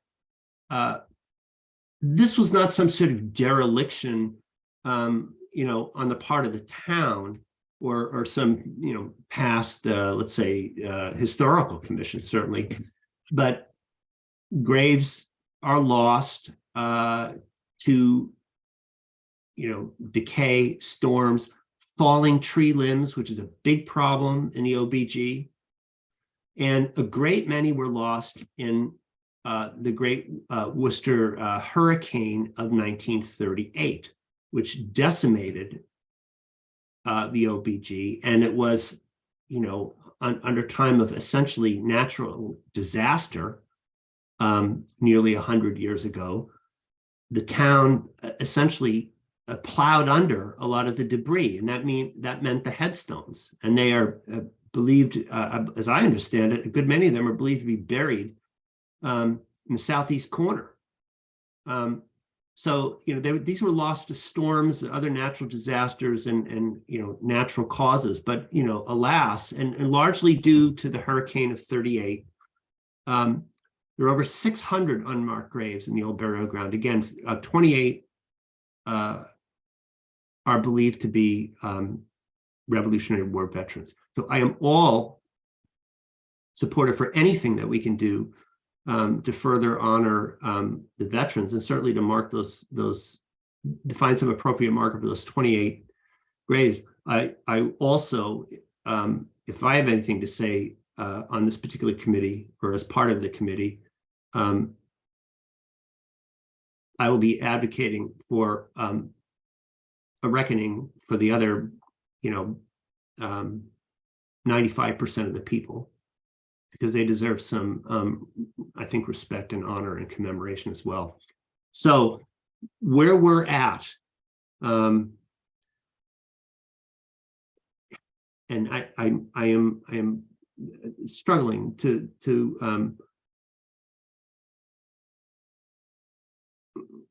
not to editorialize on this, because I think that any citizen who's interested in this matter can go and read MGL Part 1, Title 17, Chapter 115, Section 9, Care of Veterans' Graves, and read exactly what a Veterans Graves officer is authorized to do. Any citizen can watch that select board meeting and have the veterans agent, this is different from the Veterans Graves agent, talk about the fact that none of our surrounding peer communities has a flag policy that allows or includes the display of commemorative battle flags on town property. He knows this because, as he indicated, he's worked in forming the policy of a half a dozen communities surrounding us, including, for example, Westboro, where I was this afternoon, looked up their flag policy adopted in '93 and amended in 2021, and which Mr. Stearns, the veteran agent, indicated he had participated in formulating, and any citizen can look up that document. It's easily found. Any citizen can stand in the old burial ground and count the number of flagpoles that are permanently installed. Any citizen can stand at the official flagpole and look south to where 175 feet away we have the beautifully designed, deeply inspiring, and impeccably maintained All Wars Memorial, which is flanked by an array of American flags interspersed with the flags of the various military branches. And at the center of that array is a higher American flag with a POW MIA flag flying just below it. Any citizen can look up the policies with regard to respect for military veterans at the 155 national cemeteries that fall under the aegis of the Department of Veterans Affairs. They don't have to contact the leadership, as I did, of the National Cemetery in Bourne, where there's 78,000 veterans interred. Any citizen can look up the policy for display of flags at Arlington National Cemetery, which falls under the Department of the Army, Office of Army Cemeteries. Any citizen who wants to be accurately informed can look up the history of these flags, and any history that any citizen that wants to opine on these flags ought to educate themselves, for example, on the difference between the Gadsden flag and the First Navy Jack. Any citizen can watch the meeting for themselves and make it the arguments what they will. I think they can make what they will of the caution against removing the flags on one night's notice versus the fact that they were put up with no notice to the select board at all. They can weigh the assertions of whether or not these flags constitute town speech or private speech. The answer seems to shift. It seems to me that the endorsement of an interim policy is the endorsement of the flags as town speech. That's something that the select board will have to own.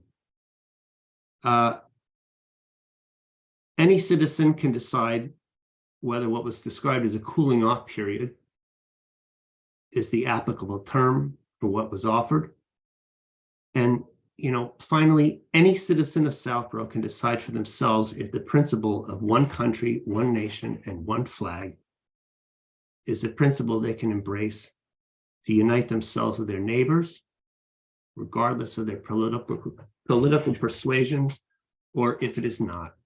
So we have no role in this. Everybody can watch and decide for themselves. And unfortunately, one element in which I largely agree with Mr. Hamilton is that people are in what he described as ideological bunkers. My effort has been not to be there and to deal in facts and truth and compassion. And I don't, just as an honest man doesn't run through the streets proclaiming he's not a thief, I don't really feel that I need to spend any more time than I already have publicly indicating my support for the veterans or my own sense of patriotism, or how much I'm moved by the cause of veterans and the need to respect them.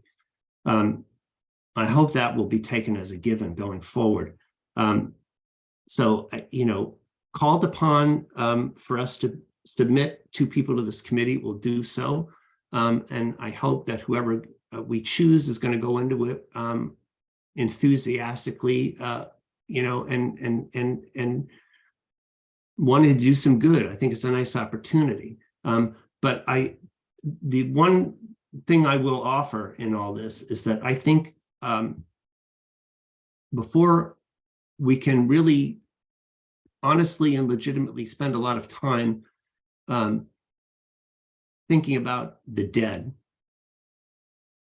we need to spend a little bit of time in consideration of the living and what the limits of their responsibilities are and what their rights are, and what it really means to be considerate to every member of this community. So this was, if you sense a little frustration in me, it's quite legitimate. But what I think we should do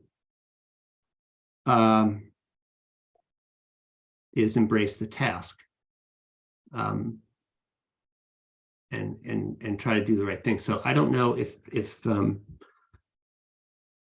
what y'all think at this point, or what, if somebody wants to participate in this conversation. But again, the composition is going to be 2 veterans, 2 historical commission members, a select board member, and 2 from the community. And I haven't been asked, but I want to be prepared. So, and this is sort of the third rail, and probably the last thing I feel like talking about on a Thursday night. But what I'm hoping is that because the select board has the executive authority here, we have none. My understanding is that at this time, they have no interest in our input. That is fine. So they have to make the decision and then own the consequences, which I fear are already going to be problematic from a legal standpoint. But it's not my place. I hope they clear up. This is what frustrates me about this motion, is that it conflates these 2 topics.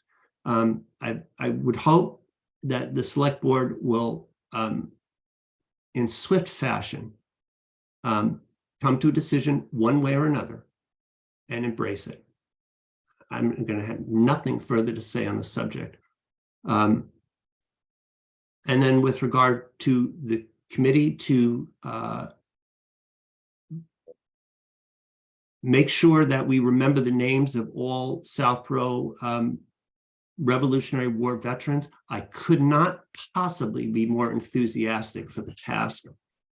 I would only say what I already said, is that there are roughly 575 other people in unmarked graves largely due to the hurricane of 38 that deserve to be noted as well. Not in the same fashion, perhaps, but noted as well. So anybody want to do it? No, I've sold it in that way. The one thing I should add also is that I did, Mr. Hamilton, in preparation for Tuesday night's meeting, met with a number of folks, as I understand it, and as he characterized it, on both sides of the issue. I was one of them. And it was certainly an interesting and cordial conversation, and he did subsequently email me asking if I would be on the committee. I did not reply to that email yet because it was only appropriate to bring it to all of you. And I'm certainly more than happy to step aside for two of you to take this. I don't see this as an easy one, to be quite honest with you. But again, there's no real, I have again been bound to determine, because it's important to me philosophically and from a sort of human personal standpoint, to make clear to the veterans that although I disagree with them on their, well, I disagree, I can't say with the veterans because the veterans don't speak as a monolith. They have varying opinions just like everybody else. I don't agree with the leaders of the VSOs who are advocating for this particular array of flags. I don't agree with them, but I support them in every other way and I respect them. And I hope they can accept that, that I respect them, but I disagree. And again, I hope the select board will resolve that this aspect of the motion that was put forward on Tuesday night quickly for the sake of the town, and so that this committee can then go forward having had that part of it resolved, and can get along and like each other and do some good work. So Kevin, I have some significant confusion over what the charge of the committee actually is, because based on the discussion the night of, I attended with you, I actually spoke.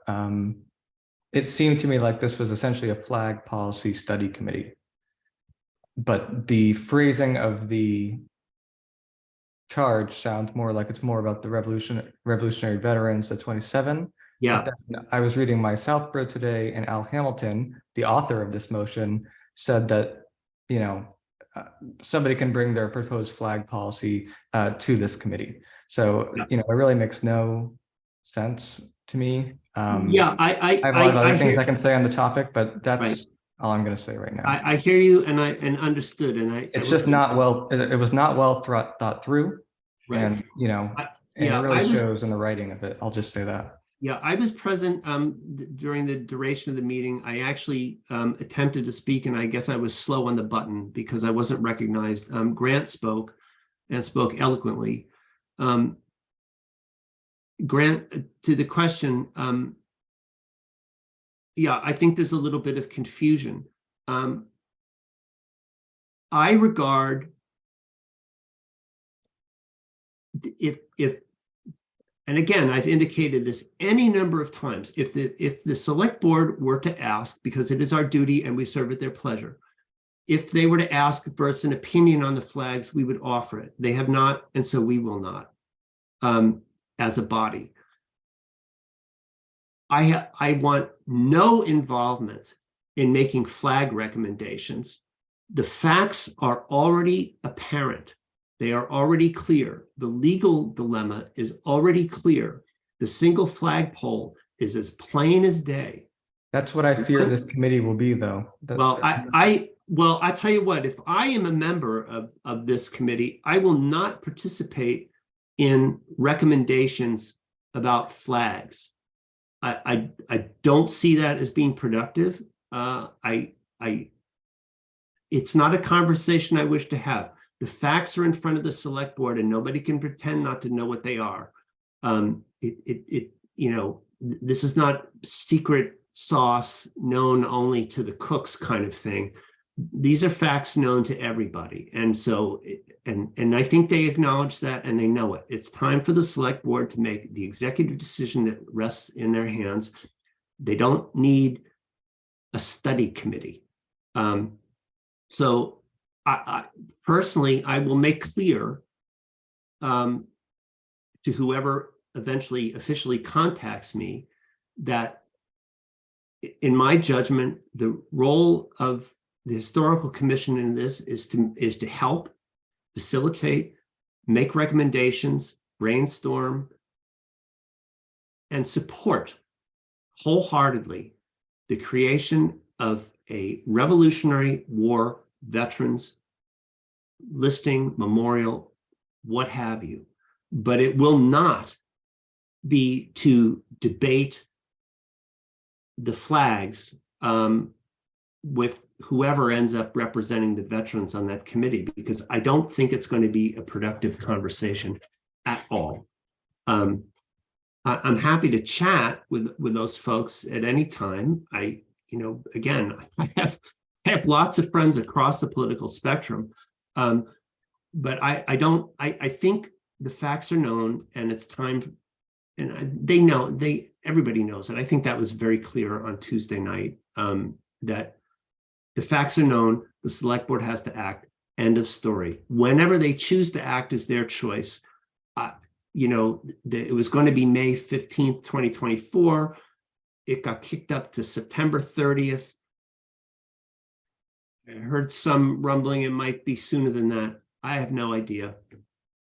Godspeed. You guys make up your minds what you want to do, and then take ownership of what that is, whether it's to, remove the flags or embrace them as town speech. I know what I would do, but I'm not the decision maker. So, Kevin, just to be clear, the September 30th is it 2023? So they've made it a shorter evaluation period? Yes. Yeah, that was my understanding.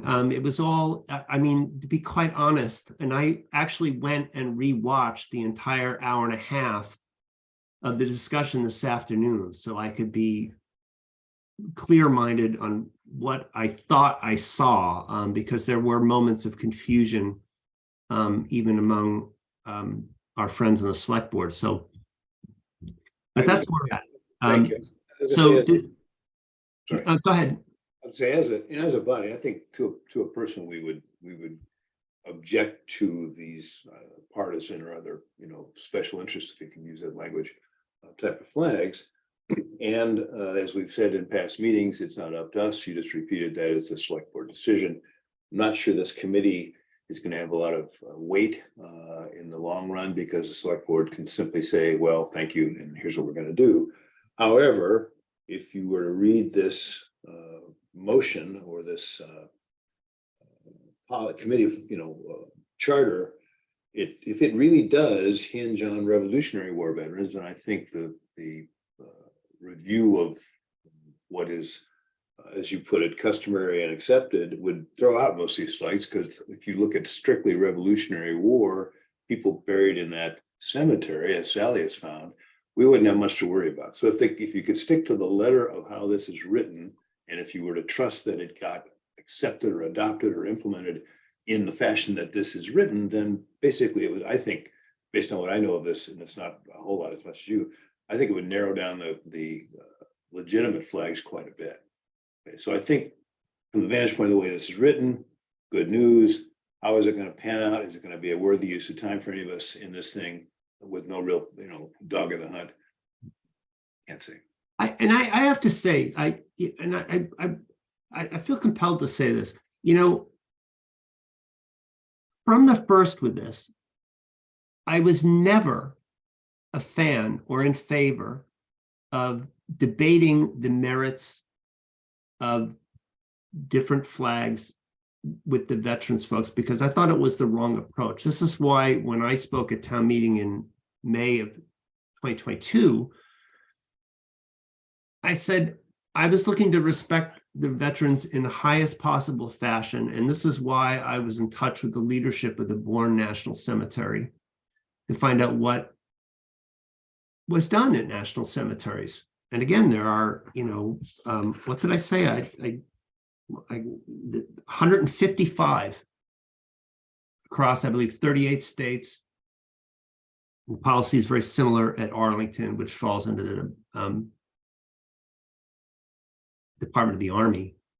And, you know, the answer again was no commemorative flags, period, the end, ever. And so I offered that up as I thought we could all rally around this and no one could argue that it's disrespectful because it's what's done for our veterans who received the very highest honors. Not like that, the veterans agent, our veterans agent, Southborough's veterans agent, talked about how he helped design flag policies in a number of surrounding towns, and he listed them off: Hudson, Westbury, Shrewsbury, Well, that's what I said. Grafton, all these other towns, and how, and somebody asked, well, what was the flag policy in all of them? And he said, oh, just the American flag. Well, right. And like I said, I this afternoon, just for the hell of it, and it took me all of 2 minutes, looked up the policy in Westboro because I was over in Westboro picking up something at the hardware store. And I got home and I looked it up. And I won't tell you what it is. Go read it. It won't be a surprise. And so, but again, what I've said publicly, I'll say one more time, is that I take absolutely at face value the assertion of those folks that believe in those flags, that they believe in them for good-hearted and pure reasons, having nothing to do with, you know, let's say January 6th insurrectionists. But I also will find, and it was evident today in a letter on the blog, where unfortunately a military veteran conflates the Gadsden flag with the U.S. Navy Jack. There was an assertion that the Gadsden flag remains an authorized uniform piece of the U.S. Navy today. That is simply factually incorrect, and it's just a very unfortunate example of the confusion that's pretty widespread in the community. I looked up on mynavyhr.navy.mil, which is an official website of the United States government, an official Department of Defense website, and dug down deep to Article 3603.4a on shoulder patches on Navy uniforms. And the authorized shoulder patch designs include the reverse US flag, command unit logos, and the Don't Tread on Me flag, DTOM, as they refer to it. And what that is a color modified version of the first Navy Jack, which again shows the uncoiled snake on a field of stripes with the motto, Don't Tread on Me.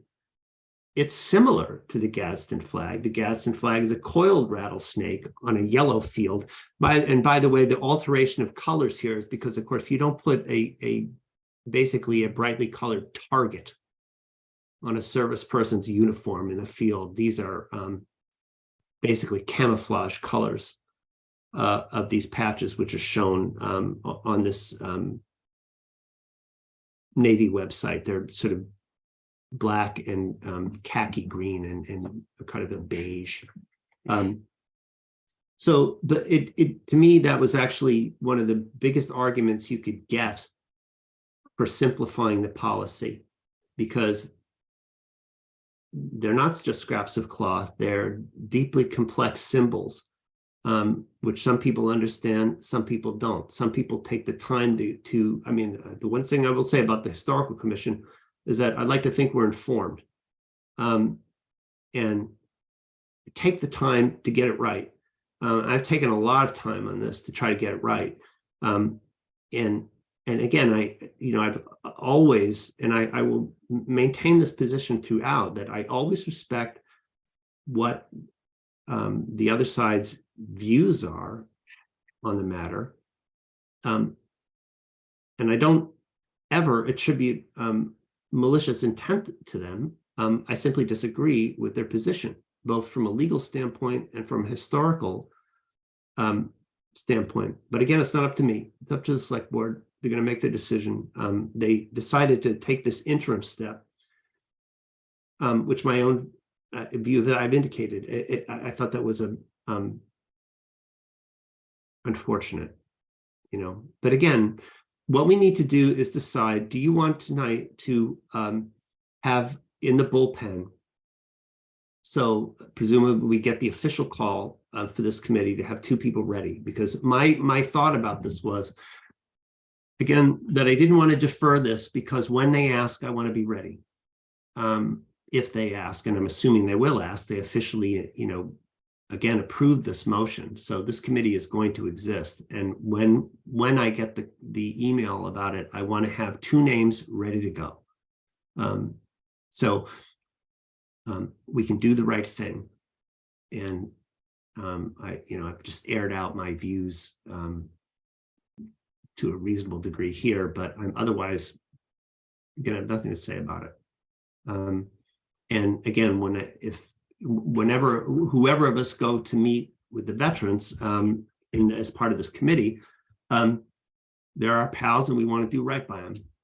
That's my attitude, and it's sincerely held. So Michelle, Jim, Annie, Grant, you want to do it? So I'll just start by saying I just don't have the capacity to do it right now. I don't know, and it just seems like there's a committee for everything. Yeah. Like the pilot research committee, and I don't know, I just it's just a lot to ask people who are already volunteering to then serve on additional committees. And I'm sorry, I don't have the capacity. And just beyond that, I don't have an interest in this particular one. Yeah, I'm gonna leave it there. Okay. Jim, an opportunity for a sagacious, smooth talking fellow like yourself, if you're interested in this. I wish we weren't being recorded. It reminds me of the drain the swamp kind of comment, but I have an interest in it. I have strong feelings about it. I do not think it would be a good use of time. And it's unfortunate maybe the undemocratic view on this. I don't see that this has a realistic chance for carrying through in a fully logical, balanced way. I'm sorry to say, just based on everything I've seen, based on all the sniping and all that's gone on. Maybe if I had a conversation with Sam Stivers or somebody like that to see how he feels about it, I regard his opinion as a pretty even keel kind of guy. But I don't, unfortunately, I just think this would be a large investment that has not a certain outcome, if you know what I mean. I'm in a stage in my life where I truly am investing time in things where I think they have productive outcomes, and I don't see that this is necessarily going to have that opportunity. Well, I think part of what made this difficult is, to be quite honest with you, some of the rhetoric, even on Tuesday night, was Nasty. immoderate, I would say. Exactly. That's how I was going to go down. But again, I think actually this committee will have a much easier time if the select board will clear up the matter of their policy on flags and simply allow the committee to work on a commemoration of Revolutionary War veterans in the OBG. And hopefully, from my standpoint, a larger consideration. And hopefully it will spark a larger consideration of conditions in the OBG, which I believe are somewhat dire in terms of vegetation and trees. And I started to say, can I just finish this thought? And I don't want to get too late on this. I know we're already over 2 hours, and I apologize. We'll finish quickly. But I understand, for instance, where Mr. Hamilton is coming from, with the respect that when this came up earlier, I had sort of similar thoughts. And I think I said publicly when I at one point addressed the select board after the 2022 town meeting. And I said, I understand when you've had something, and I think this is the way it's viewed in some quarters, they've had those flags for a long time without objection. And they, in part, don't understand fully, or maybe don't appreciate, or I want to be careful how I say it, but are frustrated. That's the best way to say it. I think they are frustrated by the calls now after this having gone on for Lord knows how many years. They're frustrated by the calls now for them to be removed, and they resent people that say, well, you didn't object to them before. Why do you object to them now just because of a bunch of goofballs down in the Capitol on January 6th? And, you know, from I think my position and probably the rest of yours, it's a lot more complicated than that. And again, I don't want to get into the weeds on it, but what I had said to the select board at one point, and maybe this was a mistake, was that I think it's hard to give something up you've had a long time, and that means something to you. And that I thought in asking the VSO people to give up that flag array, it may be, even though you think it, from one perspective, it should be enough to say we have one flag, one country, and one flagpole as it happens. Let us unite one and all, regardless of our political persuasions, around that flag and greet each other as, you know, fellow citizens and compatriots. That it would be nice if we could offer something. And I had, you know, Rebecca Deans Rowe has talked about this, these sort of rotating flags of, like, I think, fallen heroes. Or I had floated, I think, at least in private conversations with some people, the notion of a renewed tree planting program in the old burial ground that would dedicate the newly planted trees. Imagine, for instance, the revolutionary oak, the revolutionary elm. In other words, you know, that the trees themselves, this living, breathing, growing thing that would be dedicated in a ceremony and with a plaque to the veterans. So that, you know, I had sort of myself at one point encouraged the idea of trying to find some way to let our friends among the VSOs know that it wasn't just a matter of trying to take something away. It was a very sincere attempt to give something meaningful, hopefully more meaningful, back to them. And I think that that's what the kind of thinking that Mr. Hamilton was attempting to apply. I think it makes it a difficult prospect for us to engage in trying to find that give back, that memorialization, in this case, of the Revolutionary War veterans, without the very, very hot button, controversial, and contentious issue of the flags having been resolved by the executive authority that has the power to do so. I do not want to enter into a room with any of those folks on any other terms than friendship and cooperation. I don't want to go into a room and argue about flags with them. Again, I think the facts are known and the select board has to decide. So look, I'm going to try to expedite this because I don't want to tax anybody's patience any more than I have. I'm willing to do it. I frankly don't want to do it, but I'm willing to do it. And once I agree to do it, I'm going to do it again with enthusiasm. I need somebody else to Can I speak, Kevin? Sure. Yeah. I not only, you know, I've been thinking throughout this conversation. So this is obviously an issue that I'm very passionate about. I spoke out about it the other day. I'm not going to be as diplomatic as you. I was extremely angry at the decision the other night. I felt shame for our town. I was disgusted, I would say. And in the 2 days that have passed, as I've reflected upon it, the disgust has grown. And, you know, it's kind of hard to square that with this request, I think. Not only do I think the policy and the committee were half-baked they were done on the fly. I don't think the select board actually knew what they were doing, to be honest with you. They were making amendments in the moment. Nobody really knew what was happening. It's obviously sloppy. There's typos in the language, so I think there's that element of it.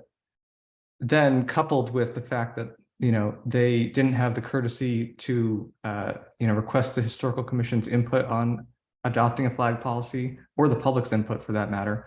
And now they have the gall to after the fact, require that two of us spend time out of our busy lives to go after the fact and argue with, a couple of pre-picked people on what I suspect will be a stacked committee that, will have a preordained outcome, I think is quite ridiculous. And so I would urge not only, I don't think I will be participating, but I would urge you not to participate.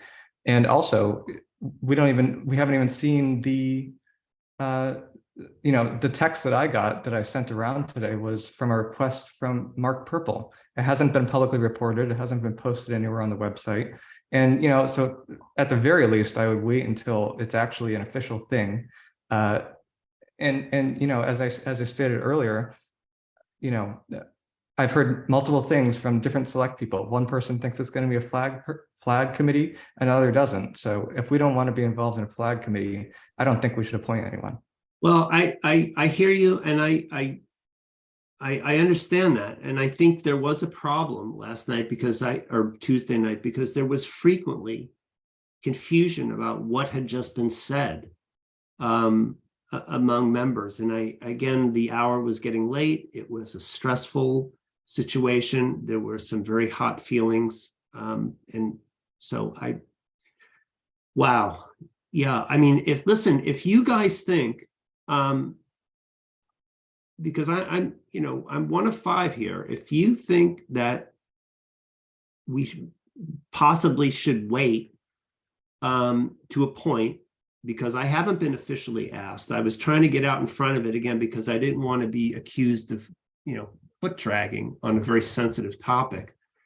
But if the consensus here is that there's no appetite for this, and that we should wait to see, if the select board decides to move more expeditiously on this, meaning the flags, and B, if they clarify the language or possibly restrict or clarify what the activity of this commission is supposed, I think Andrew Dennington very ruefully made the comment last night or Tuesday night, that the St. Mark Street Park Working Group was originally commissioned only to decide what was going to go in a central plaza. In other words, is it going to be a statue? Is it going to be a plaque? Is it going to be a bench? Is it going to be this? And it sort of evolved into this, as Grant and I know only too well, a kind of nearly 2-year-long odyssey. And it was very amusing kind of a moment. He was a little bit, as I said, rueful on that fact. And I this is time limited to May of 24. But it is a little bit amorphous right now. And I'm certainly amenable to waiting until such time as they formally ask us, and maybe at that point they will have refined down what the charge is actually going to be. And quite possibly, I would certainly hope, and I think it's for the good of all concerned, pro-flag, anti-flag, and bystanders in town to get this flag issue resolved one way or another, make a decision and own the consequences. Let me jump in. I've got a hard stop unfortunately at 9:30. Okay. I strongly agree with Grant. I think that's a very positive, in the sense of, I'm missing the right word here, but a very forthright thing to do, Grant, to say, look, this is not well defined. So Kevin, I strongly urge that we don't volunteer for kangaroo court before it's even known what it is. But secondly, I don't think it's totally off the table to say, sorry, guys, thank you for the invitation, but we choose to not participate. Because I think that's what I'm saying for myself personally. I'm hearing Grant say that. I don't think it is a productive use of time. I don't think we're going to drive the outcome in a significant way. It's not really in our control. I think that may be, a token invitation to make it inclusive. I don't think it has a bearing on the overall outcome. So certainly, let's say, hold off until it's made as a formal request, and even then, I would vote to not join as a group. That's just Randy, what you think. Michelle, do you have any thoughts you want to? My thought is that it sounds very contentious. I don't know a lot about it, and I don't think that it would be very good productive time. Well, can I, maybe it's fair to leave it this way, because I really sense there's no appetite. We haven't been formally and officially asked yet.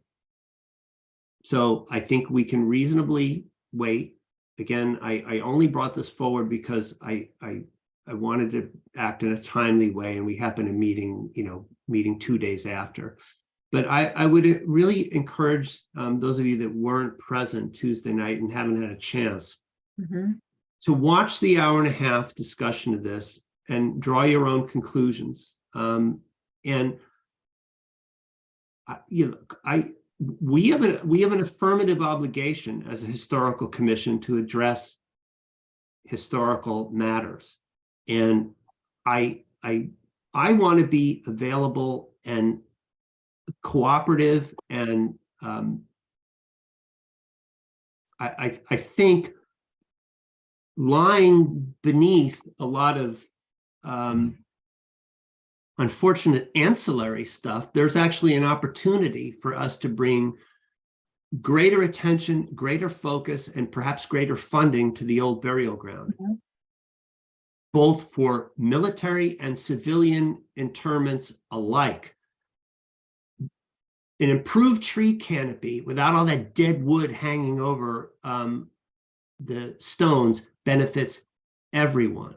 Better maintenance of the OBG benefits everyone. A listing of all 600 people, whether it's divided, whether they're grouped together and the military veterans that get an extra star and it's all on one stone, or whether they're separate stones, civilian and military, or whether now we only do the military and later we do the civilian unmarked graves in some sort of recognition, it benefits everyone. So I don't want to, and I hope I fairly characterized what went on the other night. It was very complicated and I think trying for all concerned. But the way I indicated was the way I saw it. And so, okay, how about this? We'll wait. We'll just wait. We'll hope I think until at least we get a sense of what the committee is actually going to be about, I think would be good. Because if it's not about the flags, I think all of us would have a different, sure, honoring veterans. That sounds great, maybe create a plaque, write their names on a stone, that kind of thing. I'm all for it, but if it's going to be just a battle over the flag, and then also the select board is the one that would have the authority. So then, the battle and that committee won't actually do anything. I just don't think that is a good use of time. So, well, I bow to the will of the majority, and that, Annie, I think you agree with this wait and see approach. Okay, fine. So that it is what it is. I bow to the consensus here. I think it may be productive. I'll certainly reach out to Mr. Hamilton, and I will just convey to him that nobody, I get it. The last thing I feel like doing is just laying down in front of the steamroller, I'm willing to help. I think we're all good-hearted people and want to do the right thing. And I know you're all pro-veteran, like I am, who wouldn't be? And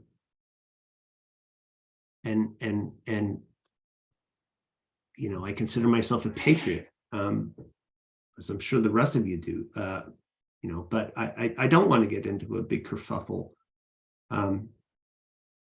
over something that we have no control over. So consider it done. I will communicate to Mr. Hamilton that there's a certain reluctance here, that we want to do the right thing, and I'm certainly willing to do the right thing.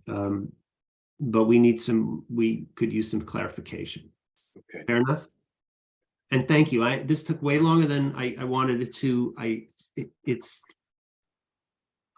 so complicated. I really hope for a good outcome. I mean, we all live in the same town. I wish we could unite around a single flag. Any other business? There is none, thankfully. Which brings us to public comment and our two attendees.